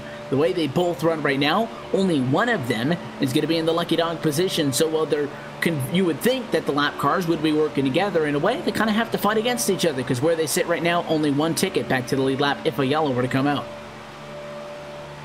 1 ticket, 2 competitors, and they're going to have to try and find a way around this one. But it's looking like the 14 will have the option, and he'll be getting one of his very many laps back at this point. Hedrick on the outside is lead lap, but he wants to try and make something happen. 29's going to help him here. This would help the 29 as well if they can both get to the front, because it puts him in a position to gain his lap back. And the 29 will go back onto lead lap if that's the case, because he's actually lucky dog, so that would be a huge one for him. In fact, the current position of the 14 he showed on the lead lap, so he'd just wave around. Lucky dog would still go to 29. I'm not sure he knows that though. This time by the start-finish line, we are going to have 10 laps left to go in stage number 1. Again, watching the clock at the top of the screen wind down. That's going to be a factor as soon as we hand out the bonus points for the end of the stage. Here we go with the challenge to the outside. The number 21 machine of Glenn Hedrick. He makes a move. He's got to push for the 72. There's 2 of them up there versus 3 on the inside. This lead pack is only 4 lead lap cars after it was 10. Not all that long ago, that lap car on the inside really destroyed and split up the front pack. That second through 5th through 10th position is over 3 seconds behind. Yeah, this is really fractured apart. We shouldn't be seeing any cautions till the end of the race here, but it's looking pretty good so far. That second pack's got Cozy, Flag, Wofford, Haggerty, Henry, Monsivais all working together in a single file line. I don't think they have much of a realistic hope of catching this lead pack before the end of the stage, but there are, I guess, that entire field, rather, 5th through 10th position on the racetrack are all fighting for points paying positions in the stage as well, so don't be surprised if they decide to go side by side as well and don't just ride in a single file line. Here comes Tiller on the outside. He's got a good push at a quarter number 2. I think he's going to come up just a little bit short as lap drivers work to the inside and the outside of the race leaders as they split them through the middle. A little bit dicey, but somewhat less eventful than what happened last time. We saw lap drivers go through, and Tiller, just an unfortunate situation, had a good run, but with those lap traffic machines, he had to check up, and he'll have to reset and try again. Yeah, he will, and he'll get another chance soon if he doesn't get on the apron like he did there. Ooh, be careful, Harry. That was nearly a bit of a grab for him as he's going to look towards Tiller now. And the 29, sorry, he's getting a little jumpy there. Pushed himself to the outside, got locked up by Hedrick, moving up to try and get involved with the lead lap cars here as they're actually boxed in at the moment by those lap down vehicles and they don't want to be in that sort of shape at the moment. It's going to be a tight run now because these are the 3 cars who will win this stage. Potentially 4, actually, if we can count Spencer Preach, who's going to get lifted to the front here by the 29 car. He seems determined to get up to the front to get himself on the lead lap scoring-wise. In fact, he might just do that by the end of this stint. Preet, he wants the advantage, and Hedrick's going to try and use it against the cars of Bassini and Tiller. 6 to go as the next time by. This is the race for 10 points and a win in the stage, which could be critical come to time for the championship. The 21 still continues to hang out in the back line. Hedrick yet to commit to either the inside or the outside of the racetrack. And again, a reminder that gray number 29 on the outside is not for position. That is a lap machine working on the outside of the racetrack. Keep that in mind as the 29 goes to the lead position in this group. He is not for position, and neither is Tommy Hall in the number 29. So just keep those in familiar as he rides the outside. Doesn't quite make the move to the bottom yet, though. It's almost as if because the 72 is helping him out, he wants to bring the 72 with him. Yeah, the 72 would be a good buffer for him in a moment, but right now, the 72 is going to be jumped on, I think, by the 3 behind him. He's not quite as experienced as those 3 drivers, but Preet, he's been quick so far. Of course, let's not forget he was second last time out, Evan. Great run from him there, but he's got 3 very hungry drivers behind him now, and only 5 laps to stay ahead. 72, the only driver on the outside now, so Preet, I think, is going to fall back in line. Maybe going to get in front of Tiller. That's not going to happen. He should be able to find a spot in front of Hedrick. That would drop him back to 4th if he is able to do so. So we're kind of waiting on these drivers to make a move. That second pack, 5th on the back, they are fighting for position because, again, all of those positions are points-paying spots for the end of the stage. The top 10 positions do get points. Nobody else does, but obviously the focus is going to be on the fight up for the top positions. 2 of the 6 drivers up front are not for position. Hedrick just got turned, and I don't know if we're going to caution from that. Preet turned Hedrick, and he bounces off the racetrack. There'll be no caution because of how far behind the other cars were, but Glenn Hedrick is destroyed. It's a 1-car accident, so I don't think we're going to get a caution. I was just looking back at that second group when that happened. Just the slightest bit of bumper contact. We've seen it a couple of times tonight. Hedrick into the outside wall. He comes back down and comes to a stop below the apron, below that yellow line, so we are not going to get the caution from the sim. And the admins reserve the right to throw a yellow if there's an incident like that that doesn't trigger a yellow, but that incident did not involve 3 or more cars, so we are not going to see a caution, and we are going to stay green. We certainly are. That would be disappointing there for Glenn Hedrick. His car's destroyed. He'll have to tow that thing. He'll lose a couple of laps doing that. Under green flag conditions, that will be terrible for him as, well, what a dramatic change. Right now, it's Chris Bassini leading the field here. He's 3rd in line there. Not the lead car in that line, but Chris Bassini, your lead car. Tiller and Prater behind him. Who will win this stage? It's going to be 3 laps of who knows. Yeah, 3 to go that time by, and something else that we have to keep in mind is that the caution to end the stage is not going to come out until the 10th placed car crosses the start-finish line. This was not a factor 1 week ago because the 10th place car was only 0.8 of a second off of the race leader. However, the 10th placed car right now is Daniel Holloway, who is 10.4 seconds off of the race lead. So 10 seconds is a lot of time. A lot could happen. You could, in theory, lead to the start-finish line to complete lap 50, Rachel, but then lose the race lead in the next 10 seconds. And then when that caution comes out, you're not going to be scored as the race leader for the coming up restart. So that's something to keep in mind. Don't just go to the start-finish line and let off the gas. The caution will not come out until that 10th placed car crosses the start-finish line, which according to the timer right now won't be until about 10 seconds after your leaders do. It certainly won't be, and we just saw Brandon Cruz Montevice, who was leading a while ago, just went down a lap. He was in 15th place. They're lapping 15th place in this field now, and they're about to lap 14th in a couple of seconds. This is getting hectic. And it's going to now be a fight with Passini and Tiller. Will the 72 help either one of them? He decides who wins this, really. And right now he's helping Harry Tiller, the 69 car. Again, not going to be too great for the books of the one, but Tiller could pull out to make this one interesting in a moment. But right now, the three of them will run in line. Tiller's going to try and best it to control this. And we're on to lap 50. When will that caution fly? Could Tiller stay ahead just long enough? It's going to be a tricky question. Will we see this lap by or the end of the lap? We'll see as we work now on lap number 50. The caution should be the next time by the start-finish line plus 10 seconds. Tiller in the 69 is in fact leading this group because Tommy Hall, the 29, is the lap car, and so is the 14 Levine. So side by side for the win in stage number 1, but it's for the second cars in line to the inside on the outside. Tiller on the bottom, Passini on the outside of the racetrack. They come to the start-finish line to complete stage number 1. 50 laps from Daytona in the books, but you have to wait the 10 seconds. We await Daniel Holloway to cross the start-finish line, and Chris Passini is going to overtake Tiller down in quarters 1 and 2 as we see Halliner come across the line. The caution flag now comes out, and Chris Passini wins stage number 1 and the 10 points in the championship tonight from Daytona. It is, and what a fantastic run there in that first stage. Definitely a tumultuous stage in this race.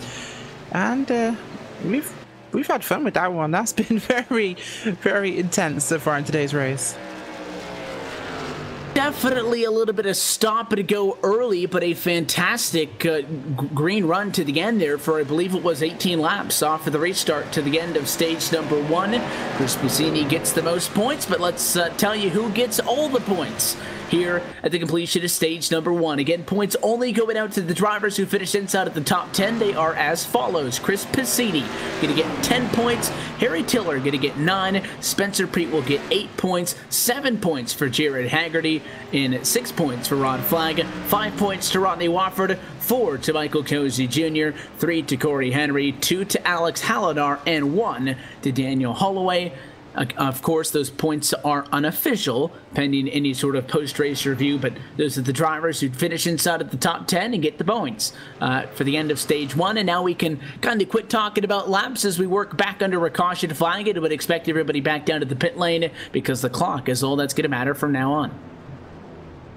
It is, and time will certainly be running out in today's race. Not a huge amount of time left, in fact, as we take a look at our clock. And do we have the remaining time clock showing up right now? I'm not sure we do, but it's not long. It's about 43 minutes or so, but we got to subtract the 8 from the yellow we're under, so we'll be like 35 minutes to go come the restart.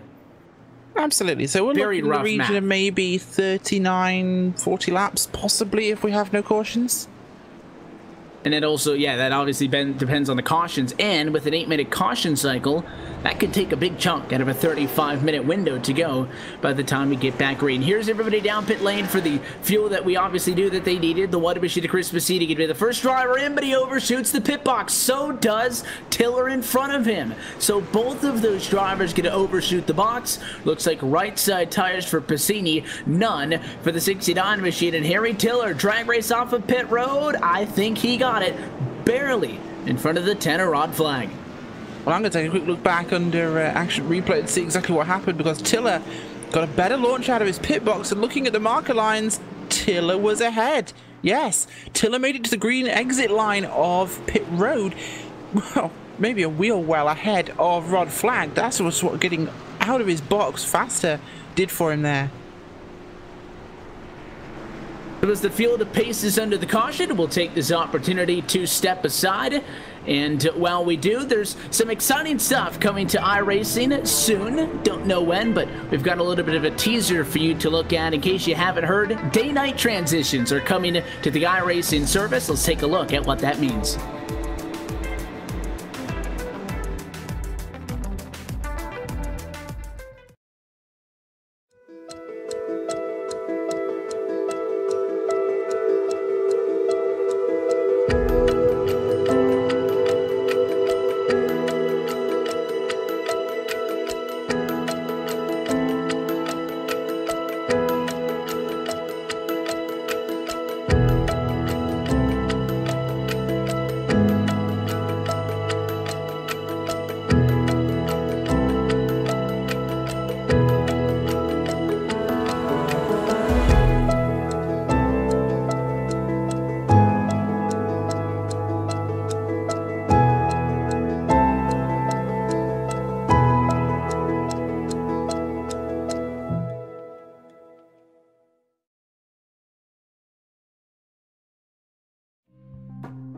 I actually raced at Speed Weeks in 2015 for my first time.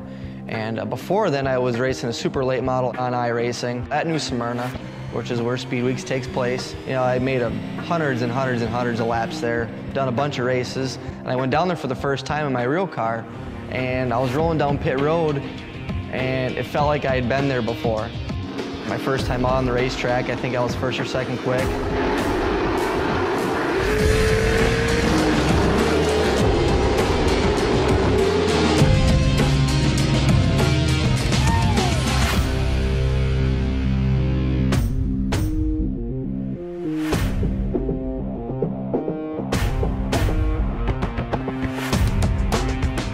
I was actually racing an indoor kart track, and a guy by the name of Bobby Waltrip, Michael and Daryl's brother, commentates that race down there. Long story short, he saw me, saw my talent, put me in a late model, and he says, you know, you're only gonna get about maybe 20 races throughout the year, and he told me about iRacing and be a good way to try and get seat time outside of the race car. So I looked it up, and sure enough, it was cool, and I was hooked from the beginning for sure.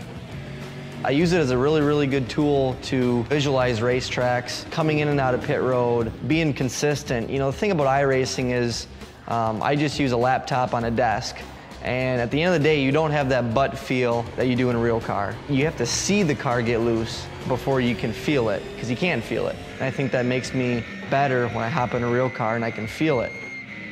Coming up through the ranks of iRacing, I wasn't always the best. I lost a bunch of races. I was a top 10 car, and pretty soon I was a top 5 car, and now I'm pretty much winning on a regular basis. So I think it correlates consistently to real life, because you do have guys on there that do it every day, and I think the level of competition is definitely correlates to the ladders you need to take in real life as well.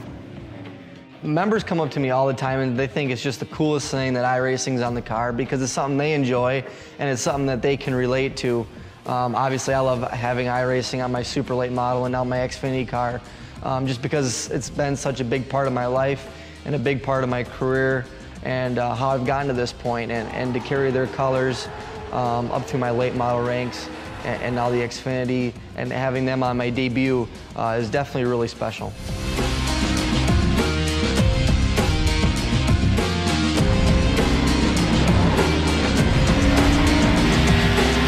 I'm really excited. I mean, it's what I've been working towards my entire career. You know, a lot of blood, sweat, and tears in it, and it's finally paying off. I'm really excited to make the most of it.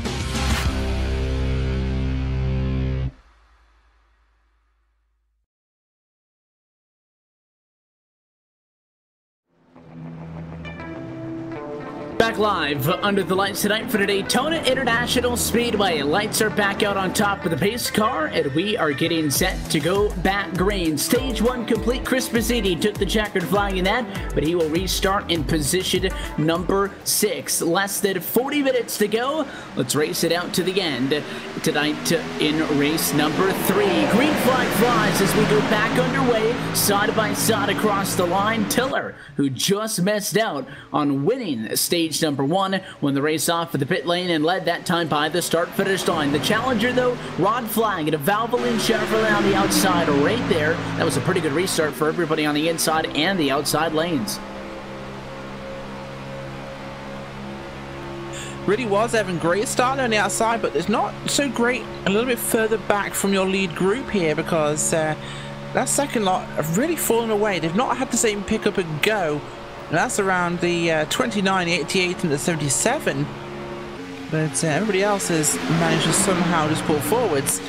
This real first group, even then, they're just completely fighting here. I'm not sure why, but those two is really plucky right now. Going for a look at the 69, but very wobbly there at the front.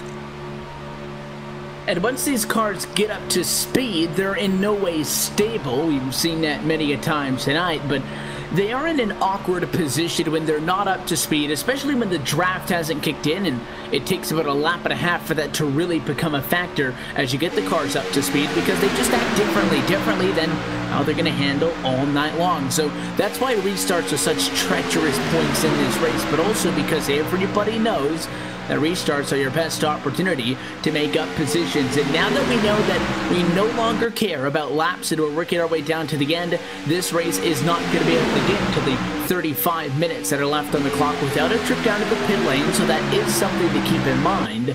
But we're essentially, now that we're past the halfway point, closing in on the home stretch. So the intensity is only going to ramp up, and it's going to become more and more difficult to convince the guys around you, hey, let's take it easy, let's give each other space, because it's really counterintuitive to a driver's instinct.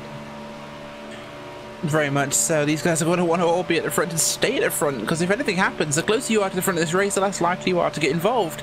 In theory, of course, that can go wrong, but you know, they all want to be as close as they can to be the sharp end, because the more cars you have behind you, the less can hit you. Looking like the top, but looks like now 6 drivers. It was the 4 with Tiller, the 6 machine of Haggerty, Henry in the number 3, and then Thiel in the 61 who had broken away. But now even Tommy Hall is in the mix. This 29 is still a lap car. He was battling with these race leaders on the last stint. Again, that gray Goodwrench machine is not battling for position, which means that behind him, Jorgensen also not on the lead lap. So you got to look back to the 7th car in line to find the 5th positioned car on the racetrack, and that's Rod Flag, who I thought was going to have a fantastic restart, has dropped way back. Meanwhile, how about Haggerty and Corey Henry rocketing to the outside? At least one of them is going to go to the race lead. It's the 6th car. Yeah, great run up there by the 6 of Haggerty. He's doing exactly what he needs to do at this stage of the race, but not much force on the outside there. 61 in to come up and hit Corey Henry, but Tiller just riding up there in the right place, the right time. Both spinners in the back. 61, got a couple of cars. Remote Evans is around. Looks like Andy Kessler is involved, and trying to see if that's it. Yeah, if there's 3 drivers or more, it's going to be a caution flag. I'm going to try to get a second look for you. Look like the 83 and the 98 went around. Looks like Michael Cozy Jr. also spun, so that would be 3. We'll see if the caution does come up from the tower. Racetrack is clear down in quarter number 4. They don't have to throw the yellow. If it's 3 or more, they have the option to. So that one's a judgment call. There's at least 4 cars, 5 involved there total, 1 across the infield. Monster Vice takes evasive action down pit road, and 3 actually spun, so that could have been huge, but they managed to just not get a caution for it this time by. That puts a lot of time. Oh, yep, caution will fly. And race control has the opportunity to look back on that, review the incident, see how many cars were involved, and then decide to take action. So the caution flag comes out there because that incident, which didn't trigger the automatic iRacing caution, did involve 3 or more drivers. And league policy allows them to throw the yellow out for that one and check things up. So as you were taking a look at the replay and all what happened, you saw the top of your screen flash yellow to show that the caution flag came out. That was a replay of what we were talking about, as opposed to a live shot of what happened at a turn number 4. And the tough break for 2 of those drivers you shot from the overhead shot, they slid through the pit lane, which means that they may be given some additional penalties at the end of this race, which means that they probably are going to end up, at best case scenario, end of the longest line for the next restart. Hopefully for them, though, it's not a penalty that would require them to come down pit road under green. We have no way of knowing, but typically spinning through pit lane at 120 miles an hour goes against the guidelines. Yeah, it certainly can, and hopefully that won't be the case for those guys, and they can manage to somehow hold on to this, but it's a tricky situation. Going down pit road like that, it really sucks because you've lost time, it's cost you positions, and it just really messes up the flow of the race because those guys now are in a position where they're going to have to try and catch up. Although thankfully the caution means they should be in a better position than they might have been if it stayed out. So now we're in an interesting position again. I like to use the word interesting because of all the different scenarios and issues with Jared Haggerty. Saw something Jared like this Haggerty 1 week ago, and the name slips the tip of my tongue, but somebody had an issue on their sim. It might have been Haggerty, but where somebody had said that their screen went out. Basically, their computer monitor just went black, and their computer was still running. They couldn't see where they were going. And Haggerty, the turning radius on that wheel never changed, and I think he might have lost the screen, and that car just spun out into the grass and hit the inside fence. That was wheel. That was definitely wheel problems there because if you lose your screen, you keep it straight-ish, or you try and don't change the actual angle of steering. He did. In fact, he didn't seem to slow down either. He just seemed to carry on at normal speed. He kind of increased the radius there, and he didn't slow down at all. If I know my screen's gone out, I know it'll probably come back shortly, so I'm going to pull down until I feel grass. Then I'm going to brake. He would have stopped easily in that situation. He didn't even try to brake.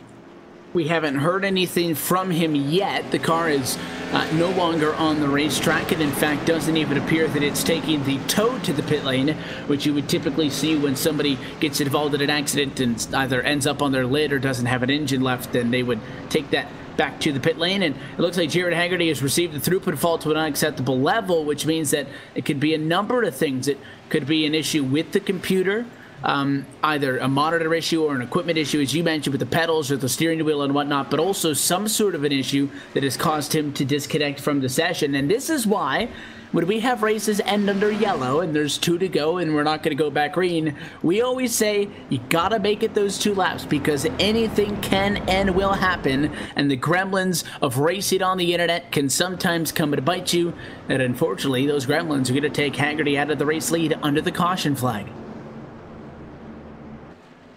Hugely disappointing situation for him there. He was in a great spot and really fantastic position on the racetrack. Just positioned himself well. He'd been there through the periods of caution we had, and he just found himself in the right place, right time. And I don't know, that's just really unfortunate. Couple of a little bit of radio transmissions from Haggerty. Was upset and said, "Are you kidding me?" And then that driver disconnected. So kind of difficult to get context out of that, but that's what was going on over that team's radio. Well, all of that happened at the caution flag. I assume that if Haggerty's not going to be back in this race, we will at least see him back in the server, and maybe we'll get an explanation on what happened. As soon as we know, we will let you know what happened. But for all intent and purposes after that, Jared Haggerty is now out of this race. To the point that I was going to make right before all of that happened and kind of threw things out of control when we were pacing at 3 and 4, is that I still don't think this yellow gets us inside of our window. We're going to go back green with maybe 22 minutes to go, but you can go 22 laps on fuel, that's pushing it, but we're making a little bit better than that. So I think 22 minutes of green is 26, 27 laps of action. You can't make it on that. So a split decision on pit road, some drivers coming in, and I wouldn't be surprised if some drivers also coming in top off on the pit lane when we get the one to go for the restart. But the drivers up front not coming down to the pit lane, not all of them rather. We did see a good handful of them. Tiller and some of the drivers were in. They did decide to go with fuel only, but I still think we're going to be a little bit shy. Now, the trends would suggest we'll get a caution flag. It's not all that big of a deal, but I feel like it's noteworthy to say that I still think we're outside of the window to the end. Yeah, we're definitely outside the window for now. It'll be a few more laps than we've seen at the moment, but again, if we get one more caution, I think you actually are in the window, so that's going to be important to have a look at. Yeah, that'll bridge you in, because you're going to have 8 minutes under the caution flag, and that'll take almost, in fact, more than a third out of the time that's going to be left. So that's critical thinking. If you did get fuel and you get a caution and you want to ride it out, and I think that might actually be the best call when you consider how little tires have been taken tonight. I assumed when we saw drivers pit early, nobody really took tires, that okay, at some point somebody would come in and get 2, and we've seen drivers at the back of the pack kind of out of the battle for the race lead pit, get 4 tires just because it's not going to cost them any more positions on the track.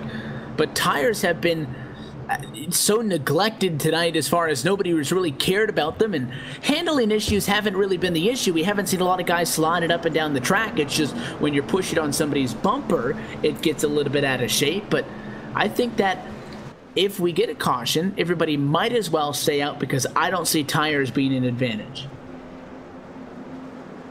At this stage, we've seen it's nighttime, it's Daytona. Tires are not an issue in this race at all. There's something you have to have 4 of on the car to go fast, but new ones, not very often. Restart is going to come with 21 cars left on the lead lap, and We're going to have about 20, it looks like a little bit more, maybe 25 minutes by the time we actually come by the start-finish line. Doubled up in the front row in control for this one. Travis Brown is back up front. Remember, he was on the inside of this racetrack a while back, and in fact leading the race when he got picked and got stuck behind a lap car. Travis Brown, a rookie in season 15. Trying to get a little bit of redemption and get himself on the playoff ticket. Pace car going to go down and in. Could this be one of the final times tonight we double him up and send him off once more? Looking at the top of the screen, 25 minutes and less to go, and we're back underway. We are indeed. Great restart there for the inside line, but it's going to be 3 wide there. It's a huge move by Chaburko. Passini and Wofford in the middle there as Tiller goes out front to 3 lines. You don't see that outside of the actual real Daytona 500. But the inside comes back, of course, after they really spilled the speed they had there. The 01 of Travis Brown, the 12 of Corey Henry. Oh, 22! Oh, Chaburko! Round he goes. Caution is going to come back out. Yeah, and that incident was most certainly avoidable. We'll take a second look at it. Drink. Yeah, everybody at the back on that one. The 64 of Halidar is going to be the unfortunate victim here. It's Edimani Mo, and it just happened to fall to the 4th driver in line on the outside of the racetrack. Chaburko jumps to start on the outside. Technically okay by iRacing standards, because once the green flag comes out, you can pass on the outside. So according to the sporting code, it's okay. I'd just rather not have a restart like that happen. And then he tried to find a spot back down the line and just chopped the nose off of the 64, took him out, took the 61 out, and took everybody else who was involved in that one out of this race for something that really didn't need to happen. Yeah, didn't need to happen at all. This is one of those situations where sometimes Chubbs gets into a wreck that's not really his fault. It's more of the product of the situation he put everybody else in. And then there are straight up, it's Chubb's fault wrecks. That was it's Chubb's fault. Definitely. 100%. And you look at the clock, okay, 23 minutes left in this race. You can understand maybe a little bit more of an aggressive move than if it happened with an hour and 23 minutes on the clock. And to be completely fair, that's something that you have to take into account. You get later in these races, people are going to get a little bit more creative and desperate, if those are the words that you want to associate that move with. But again, oftentimes when you get into incidents at the end of the race, it's because you got guys pushing into each other, and they're just wrecking because they're driving hard. And that wasn't a wreck because they were driving hard. And I'll leave it at that. I'm going to have to say, Evan, just to kind of clarify this one for the viewers. I'm walking the line. Desperate and... What was the 2 things you said? When people get desperate and... Courageous and desperate. Courageous. 2 words we do not want to associate with Brandon Chaburko. Courageous and desperate. He's bad enough when he's in a good mood. The driver's going to come back down to the pit lane, and this one was even more of a split decision than the last, because we were talking about drivers not being able to make it on fuel. The amount of time that's going to run out in this race is going to bring us inside of that window. Tiller up front decides not to come down to the pit lane. A couple of drivers do. I think now we are, though, in that home stretch. Now, whenever we get back green on this one in 2 or 3 laps or so, I think we'll be able to get to the final marker in this one, no doubt. Yeah, very much so, and that's Chaburko out of this one. In fact, I think he's toast after that, because I think that was his backup car. Yes, it is. He's sitting on pit road now for a good while, as he was involved in one of those big early wrecks. In fact, quite a few drivers actually out at this stage, including some names we really don't want to see in that sort of position, really. They have been good drivers so far, and I mean, look at this. Mark Johnson Jr., he's having to tow. He's in pit road repairing that car, and he will be there for a long time. He's down and out for this one. But drivers coming back who were in early wrecks, Rod Flagg, Rodney Warford, they're going to be interesting ones to keep an eye on. Paul Savant, and Brandon Kuzma Vice also moving up. Rittenhouse second coming forwards, and Henry back in second place. It's looking good for those guys. I was just looking for right now, or the seconds machine. The number 87's got the Racing Warehouse on board that Chevrolet tonight. If you're looking for sheet metal, there's definitely going to be plenty of it left over after this race, because the amount of drivers who continue to get torn up late into tonight's wild one under the lights at Daytona. Races like that tend to have this kind of effect, a cause and effect, if you will. Lights on, a bunch of guys kind of lose their minds a little bit, and some sheet metal gets bent, and I think that's a very minor assessment of the night so far, but this race can still end very well. There's fast drivers up front. You got Harry Tiller, somebody who's looking for a second win on the season. At first, that would count for playoff eligibility, and we still have, when we go back green, probably 15 minutes left to go on the clock. That's a lot that can happen. Still plenty of time to put on a show. There's a hell of a lot of time left. Ow. Well, that was my shifter falling off my desk onto my foot. Maybe that's what happened. Sound like I'm in pain? Because, yeah, maybe that's exactly what happened in 3 and 4. I think it was exactly what happened to Jared Haggerty. Something fell off, I think, and it's on my foot. As we go forward, though, time is definitely getting short here. And this is the first time I've commented whilst rubbing my foot.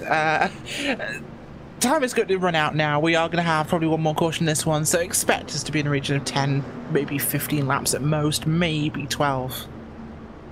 I know we're well past the halfway point in this one, but let's kind of reset you on where everybody's running and take a look at the top to bottom in the field. We'll give you a full field rundown brought to you by iRacing, the leading online racing simulation developed from the beginning as a centralized racing and competition service. iRacing organizes, hosts, and officiates races on virtual tracks all around the globe. And in the fast-paced world of esports, iRacing is your one-stop shop for online racing with officially sanctioned series by the likes of NASCAR, IndyCar, IMSA, the World of Outlaws, and more. As the clock continues to wind down with 19 minutes to go, here's how they run from the top to the bottom of the field. Harry Tiller is going to be your race leader for the restart, with Corey Henry to his outside, rolling off in second. Chris Bassini going to restart in third. Ron Flagg is fourth, with Ronnie Wofford in fifth, and Mike Thiel in sixth. They make up row number 3. Spencer Preet is seventh position, with Travis Brown at 8th on row 4, and back on row number 5. 9th place is Scott Warren, and 10th is Brandon Monsivice. 11th place today, Daniel Holloway with Ray Renana second in the 12th spot. Glenn Hedrick and Brandon Chaburko 13th and 14th, with Paul Savant, Mark Jorgensen Jr., Tommy Hall, Alex Hallinar, Gary Champion, and Andy Kessler last car on the lead lap in 20th place. And everybody from this point on is out of this race. You got 21st for Dan Harrington, 22nd is Dwayne Cooper, Ron Evans in 23rd. Michael Cozy Jr. in 24th is on track, actually, but 6 laps down. And 25th is Jared Haggerty. You got Jason Oatman's 26th, Justin Levine in 27th, Andrew Berger 28th, Larry Camp 29th, Jimmy Coleman in 30th, and in Victor Bartlett 31st, Tom Dryerling in 32nd. We've got Scott Furnistermacher, something like that, in 33rd position. That's a better try than I had. In 34th. If the 27 had a rough night, started at the back, finishes at the back, I'm sure if he gets a good run next week, we will be forced to say his name more than twice, and I promise we will get it right at some point. That is a look top to bottom at your full field rundown as we close in on the final 15 or 16 minutes or so on the top of your screen as you watch the clock continue to wind down. So fuel no longer a problem. I believe that everybody should be able to make it to this point on to the end, whether we go green or the way, or if we want them up a couple of more times. Tiller is going to be your control car as we go back to green flag racing. 70 laps of action have been completed.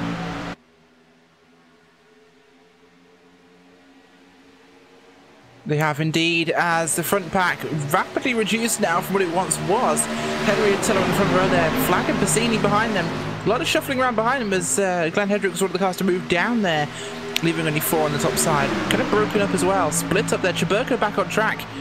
He is, I think, somehow still on the lead lap. He is. That's amazing. Brandon Chaburko, after that huge wreck on the lead lap, but already going back, going 3 wide. Brandon Chaburko, you do you, Brandon Chaburko. Never doubt. Yeah, he's always going to go for it. He's just had a huge wreck, which he caused. I know what I'll do. Let's go 3 wide. Why not? Got nothing to lose at this point. He's going to go to the outside and try to work his way up. I think he needs a little bit more support on the outermost lane. He goes for the fence to the double yellow line between the start-finish line and turn one. Nonetheless, he is single file. Here comes a challenge for the race lead. Corey Henry had it at the start-finish line, but can he clear Tiller down the back straightaway? He's got a good push for the Tenorod flag and all the momentum to the Daytona super stretch. I think he'll get him halfway down, and he's clear. He is, and right now it's going to be Corey Henry dropping down in front of, no, not quite clear. Tiller as he come off 3 and 4. No, he didn't have it in time. He was going to work there with Rod Flag. That's a team effort we're starting to see there. He wants to keep those cars on the high side pulled ahead of the newcomer. He wants a buffer, I think, at this stage. You'll see he still stays out there, even though he's actually got room. He's going to try and go high to low here, and no, he had no time to do it. Flag can't quite fit in. Although he might, if he goes down now. What's Rod doing up there still? He actually had a gap. Yeah, it was tight, and I think that he really didn't want to force it. And again, you can commend the valiant effort by Henry because he wanted to stay up there, bring the 10 with him. He could have gone down the first time. He didn't. He tried again. But I think it's a little bit of a better idea to just go down, get that position. And now Rod Flag's in the best spot on the outside. Flag's going to need help, and your concern is if Tiller goes to the outside, just like he's doing now, then Rod Flag's got nowhere to go. Look at the crossover for the race lead. Tiller fakes high, goes low, and breaks the ankles to Corey Henry. Yeah, really does there. That was quite the crossover move there. Not something you typically see on the Superspeedway, more like a mile and a half, but they get it done, and they manage to keep themselves in order now, and we've got a big line forming on the outside. Could be a real threat.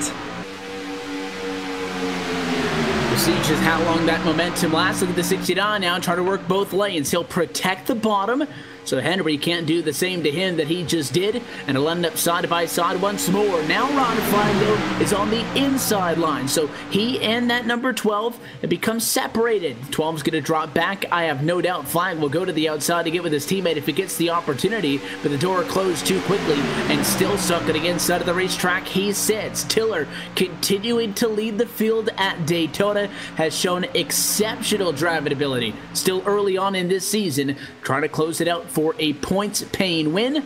Getting one duel earlier on this season, trying to get one that matters for the playoffs. They do, and this is a great opportunity for a lot of these guys to lock themselves into that playoff position and find themselves in, in a position where they don't have to fight so hard this season. They can experiment like we saw Brandon Cruz on Device do, and take some risks in that stage to get some points. And it worked. He had a chance to do so, and we're seeing guys here who could really do with the opportunity. Some of them might struggle to win at another time. Some of them might just want the pressure off, and it's looking possible. And as we get late in this race, it's going to become increasingly more difficult to plan out your moves. You're not going to have time to set somebody out and get with a teammate. So in the case of the 72 and the 10, who at least appeared to be working together, if you have that as an option, there's zero reason for you to not want to take advantage of it. But something's going to have to give here. When your Corey Henry walks up to the outside because he saw the 72 getting a run, as soon as he started to move up, Tiller looked to the bottom, and the 12 had to come back down. When you're constantly jumping up and down between lanes, that's how you're supposed to manage the lead, but it puts you in oh so treacherous of a position to find yourself in big problems. Yeah, big problems will always be a thing you have when you get such tight proximity cars. It's Tiller moved up, and up comes Henry as well. Everyone guarding positions there at the front as it's a bit of a scattergun effect at the sharp end of your pack as we go 3 wide now with Pareto at the top. 21 and the one below them. Chiburko going to go through there on the middle line too. Yeah, time is definitely running down now. You can feel it in the air. And a tough break from Preet, who at one point was looking like he was going to go to the race lead until Tiller jumped up in front of him, and now all of a sudden that Napa battery Chevrolet is falling back to about the 8th position or so. He's going to be behind Brandon Chiburko as he fell all the way to the back of this group on the outside of the racetrack. 14, or rather the 18th machine, going to stay high and out of the way. That's Gary Champion.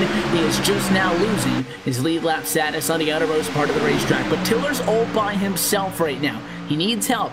Is it going to be the 10, the 1, or the 7, or will he fall back to the 21? Hedrick right now is the only other driver on the outside. He is, and it's not going to be enough at the moment because the inside here is too strong. We've got likes of Wofford, Warren, Chaburko, Prato, Passini. Oh, it's flipping a hack there, Chaburko. You've just been in 2 near misses, my friend, and you make something like that happen. It's he doesn't stop, does he? It's like a wind-up rabbit. Once he presses go, it's just off. There's That's back on the track here. Tiller on the outside, Warren now with Prato on the top. That could be a good move as Hendrick will be at the back of that one.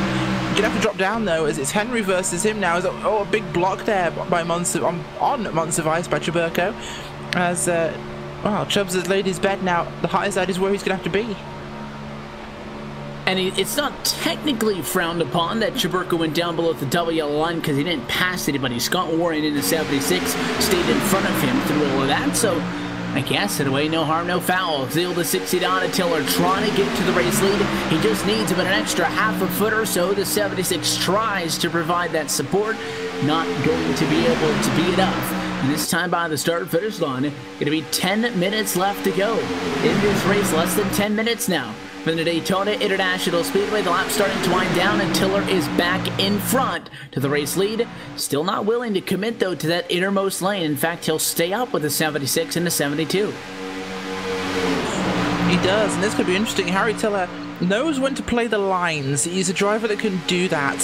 Henry is got the easy option, but Tiller also knows how to make friends, and pulling Warren to the front gives him a buffer over Henry. So the two of them are going to drop down now and leave Prato out to dry.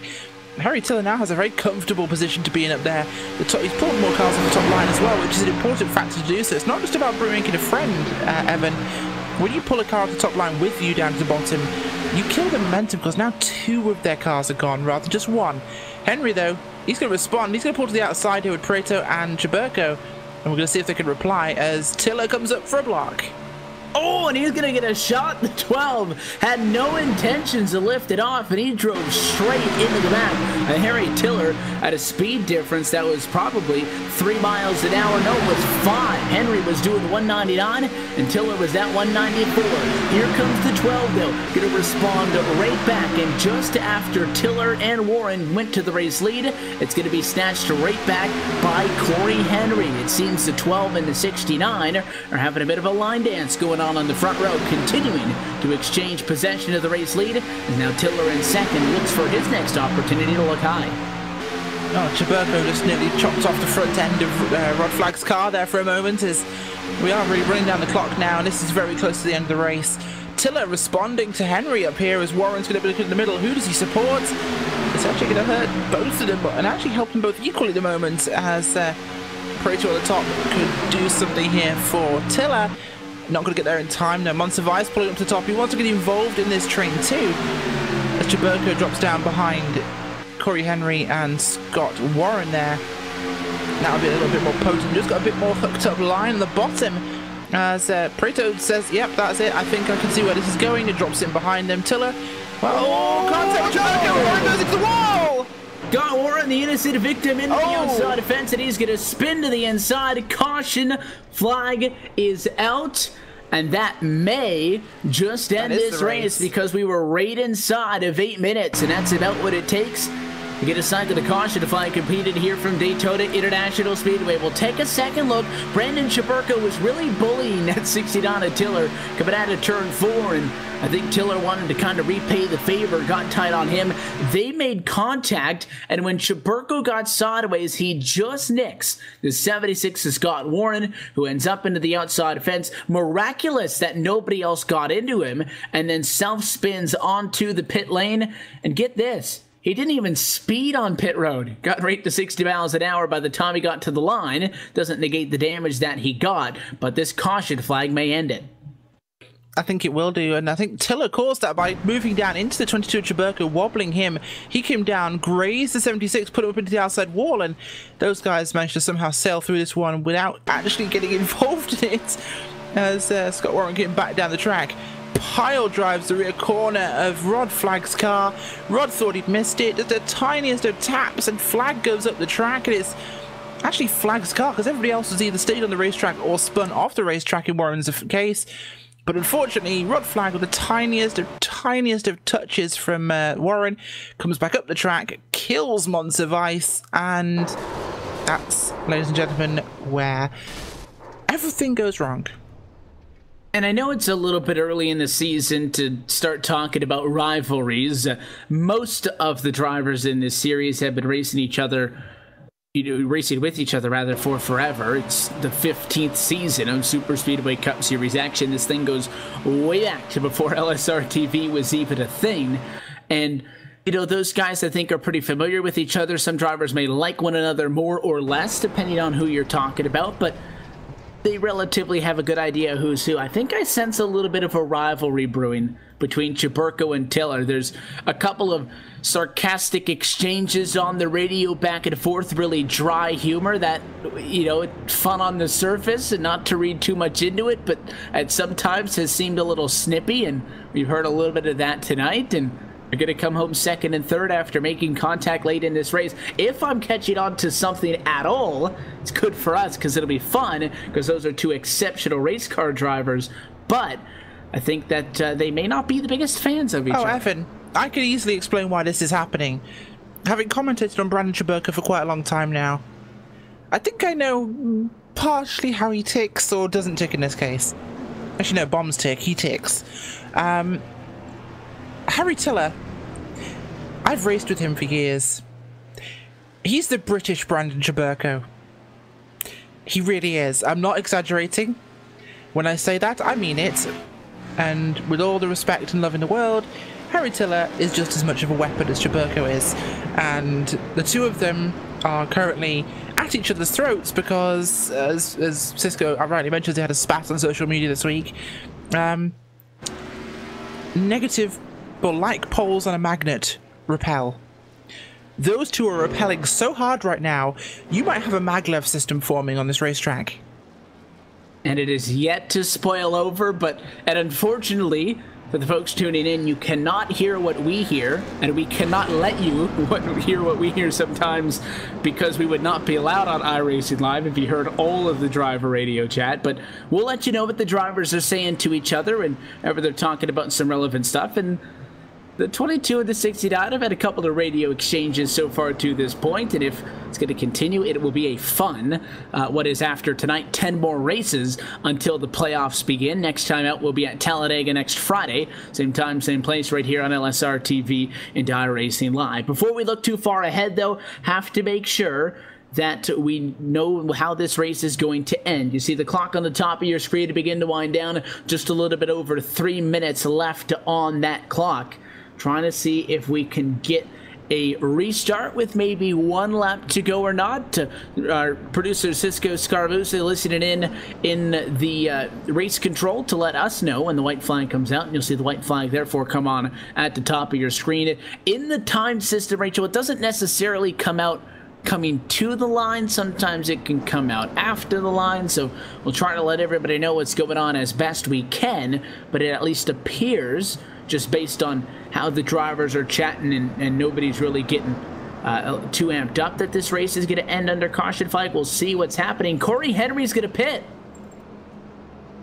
That's an unusual decision. Oh, he stopped. Huh.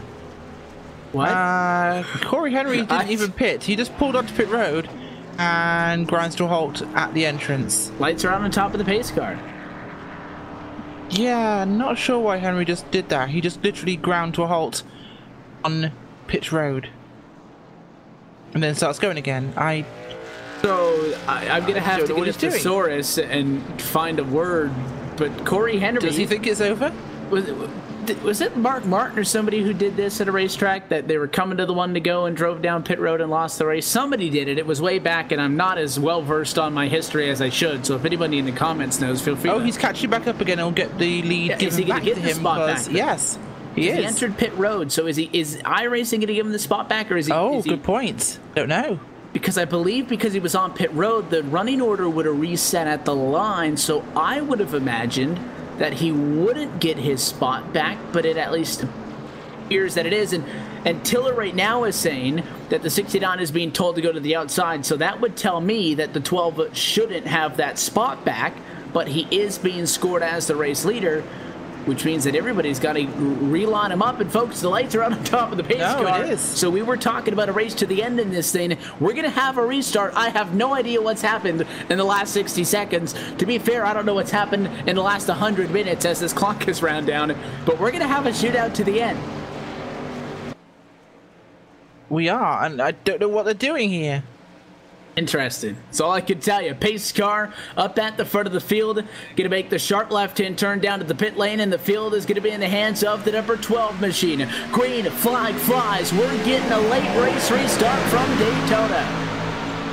And this will be it. This will be white flag, this time by the line. Just about 30 to 40 seconds left on the line as Cheburko drops down in front of Henry.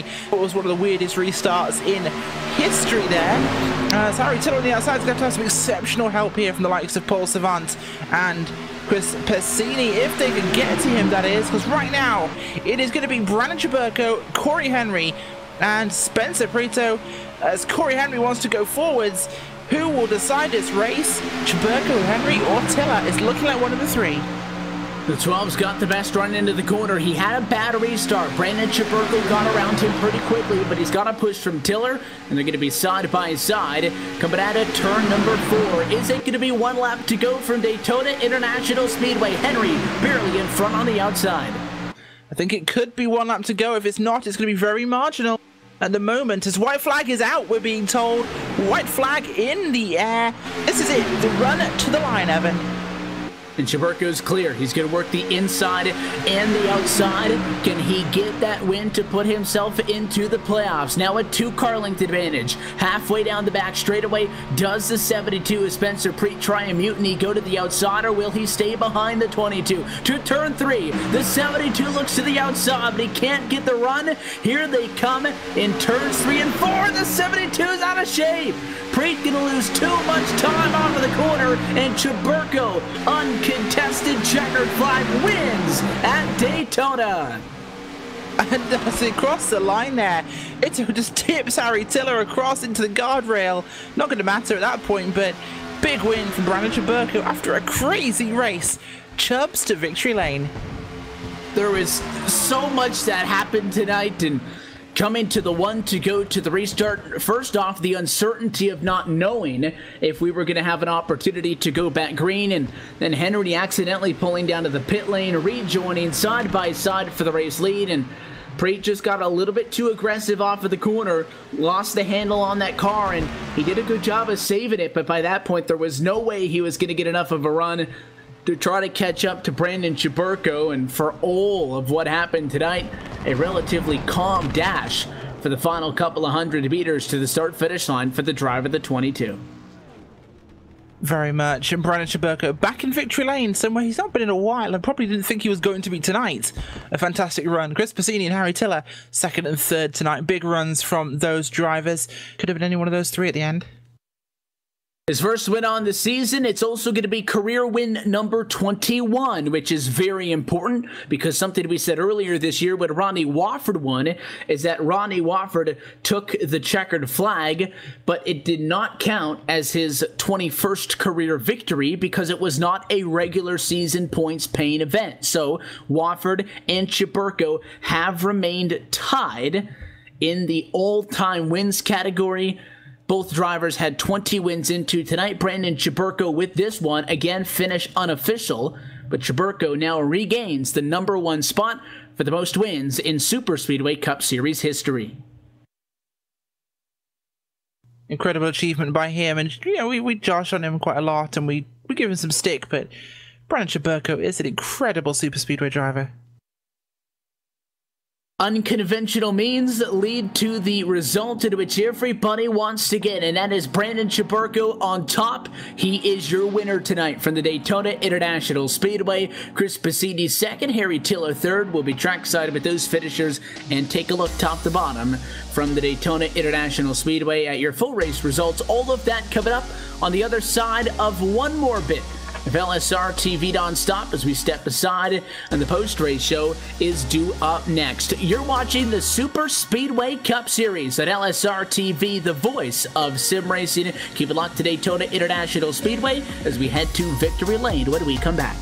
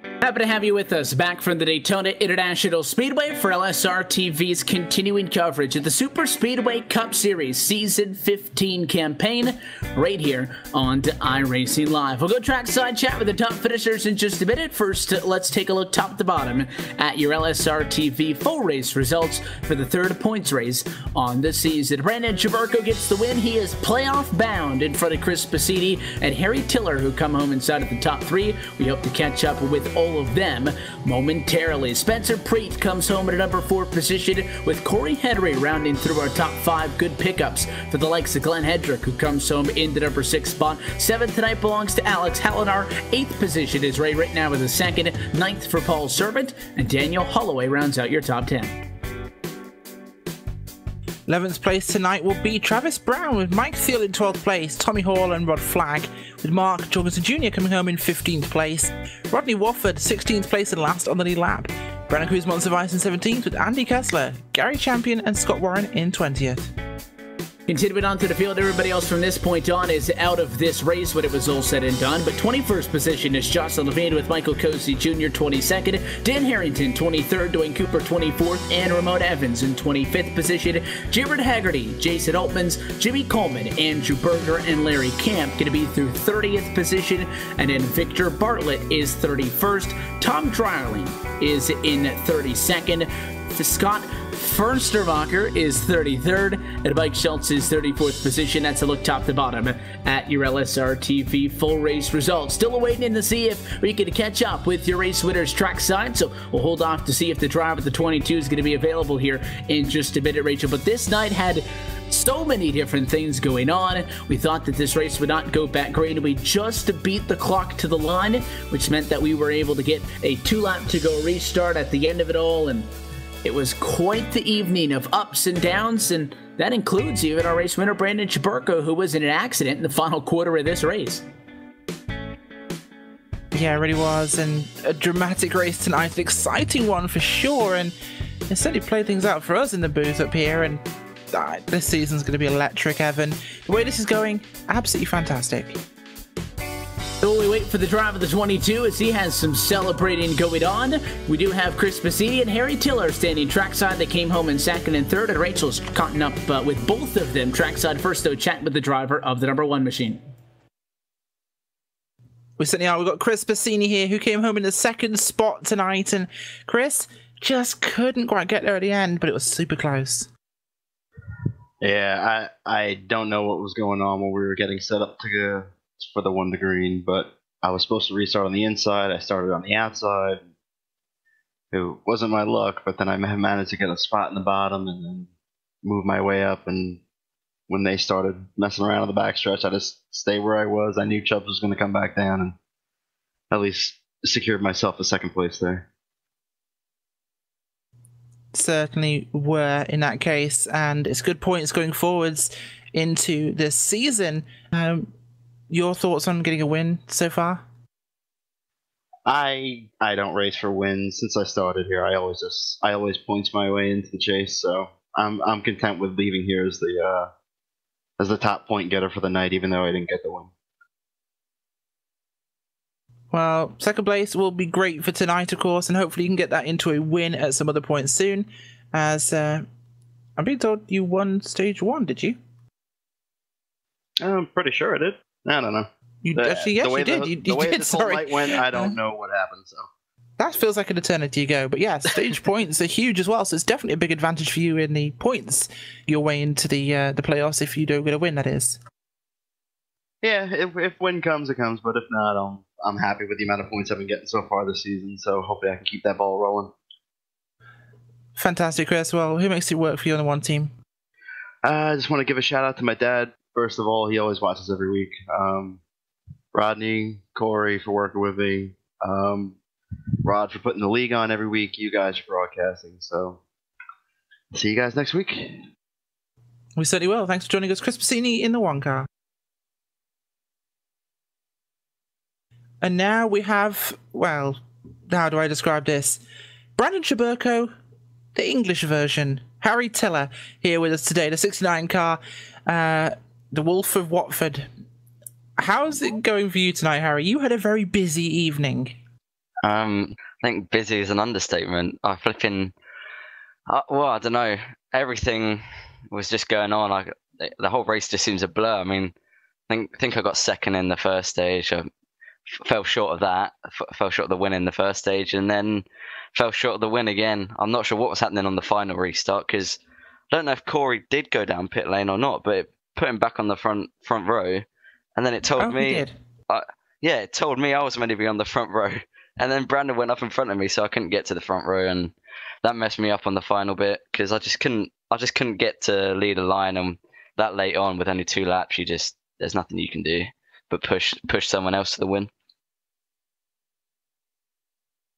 Certainly is, of course. We're hearing that Corey Henry actually had a black screen due to Steam going full idiot, so that's why Corey Henry had to go down pit road at the last moment. But Harry, some of our expert analysts here in the LSRTV commentary team have likened you to Brandon Chaburko towards the latter part of this race. You two have had a bit of a spat this week on social media. You're getting a little Brad Keselowski at the moment with each other. Is there any truth to rumour that you two are starting a rivalry? I don't know if it's a rivalry. It's just a bit of fun. I mean, I don't know. I said something in the heat of the competition. Probably came back to haunt me a bit, but I'm not sure how I feel being compared to him. I don't know. I mean, if it means I get compared to the guy who's won the most races in the series ever, then I mean that's kind of a good thing. But I don't know. No, I think it's just kind of more of a fun thing than an actual rivalry. Obviously, on the track we want to beat each other, and it's going to get close, but it's just racing. You got to do what you got to do. Off track, you can say whatever you want, but you got to back it up on track. So you do. And 69 car, who makes things happen for you guys? Well, I would say Apex, but I don't know what's going on with that now. But no, it's this I'll have to hear about later. Carry on. yeah. Well, I'm gonna have to thank my mum first for giving me my water because she locked me out the house because it's so late over here, or early, whichever way you look at it. But no, well, just once again, thanks to the UK and I guys for getting me where I am, and thanks to Rod for running the league. I know he's been having a bit of a struggle lately, and people have been getting on his back, but he still makes the right calls. Well, he's made the right calls this race, in my opinion. So just thanks to him for running this whole league and getting something that actually works well and gets the numbers up. So it does. Well, thank you very much, Harry Teller, for joining us. The 69 car today, coming home in 3rd place. And it looks like we're not going to have an opportunity to chat with Brandon Chaburko. I don't see him anywhere down here on the pit lane. He's probably duct taping the car back together for next week's event, Rachel. But nonetheless, this race wraps up. Brandon Chaburko, now a 21-time winner in this Superspeedway Cup Series. He's going to join the likes of, as we noted earlier, Jason Altmans and Brandon Bonsavice at the top of the playoffs, as now 3 different regular season races and 3 different race winners onto the playoff grid. Yeah, it is. And this is going to be, as I've said previously, one of the most exciting seasons we've had in this championship. And I cannot wait to see what happens as this one goes on, because it's going to be amazing. And well, this wraps things up for us here this week at LSRTV and iRacing Live. You can make sure that you catch us next time we're live on the air by either subscribing to us right here on our YouTube channel. You could also click on the notifications bell to make sure you don't miss the time that we're ever online. But you can also get a look at our extended broadcast schedule on our website. That one is at www.livesimracing.com. But I highly encourage you to engage with us and keep up with us on social media. That's on Twitter at LSRTV and on Facebook at facebook.com/LSRTV official. That way you're going to be able to keep up to date with all the things going on with our various leagues between race weeks as the week goes on. The Superspeedway Cup Series is going to continue next Friday evening as we head back to the Talladega Superspeedway. So as we get set for the 4th race on the season, we wrap things up here tonight from Daytona. On behalf of the entire team at Live Sim Racing LLC, for the folks behind the scenes, Daniel Lyon, and everybody who jumps on the air here night in and night out with us to make these things possible, and of course for the broadcast team tonight, for our producer Cisco Scaramuza, for Rachel Whiteford, and myself, Evan Pasoko, want to thank you for being a part of this broadcast and congratulate Brandon Chaburko as your winner and the newest member to the playoff picture. You've been watching the Superspeedway Cup Series. We'll catch you next Friday night for round number 4. That race and every race, the Superspeedway Cup Series Season 15 Championship on iRacing Live, going to be found right here at LSRTV, the voice of sim racing. Until then, good night.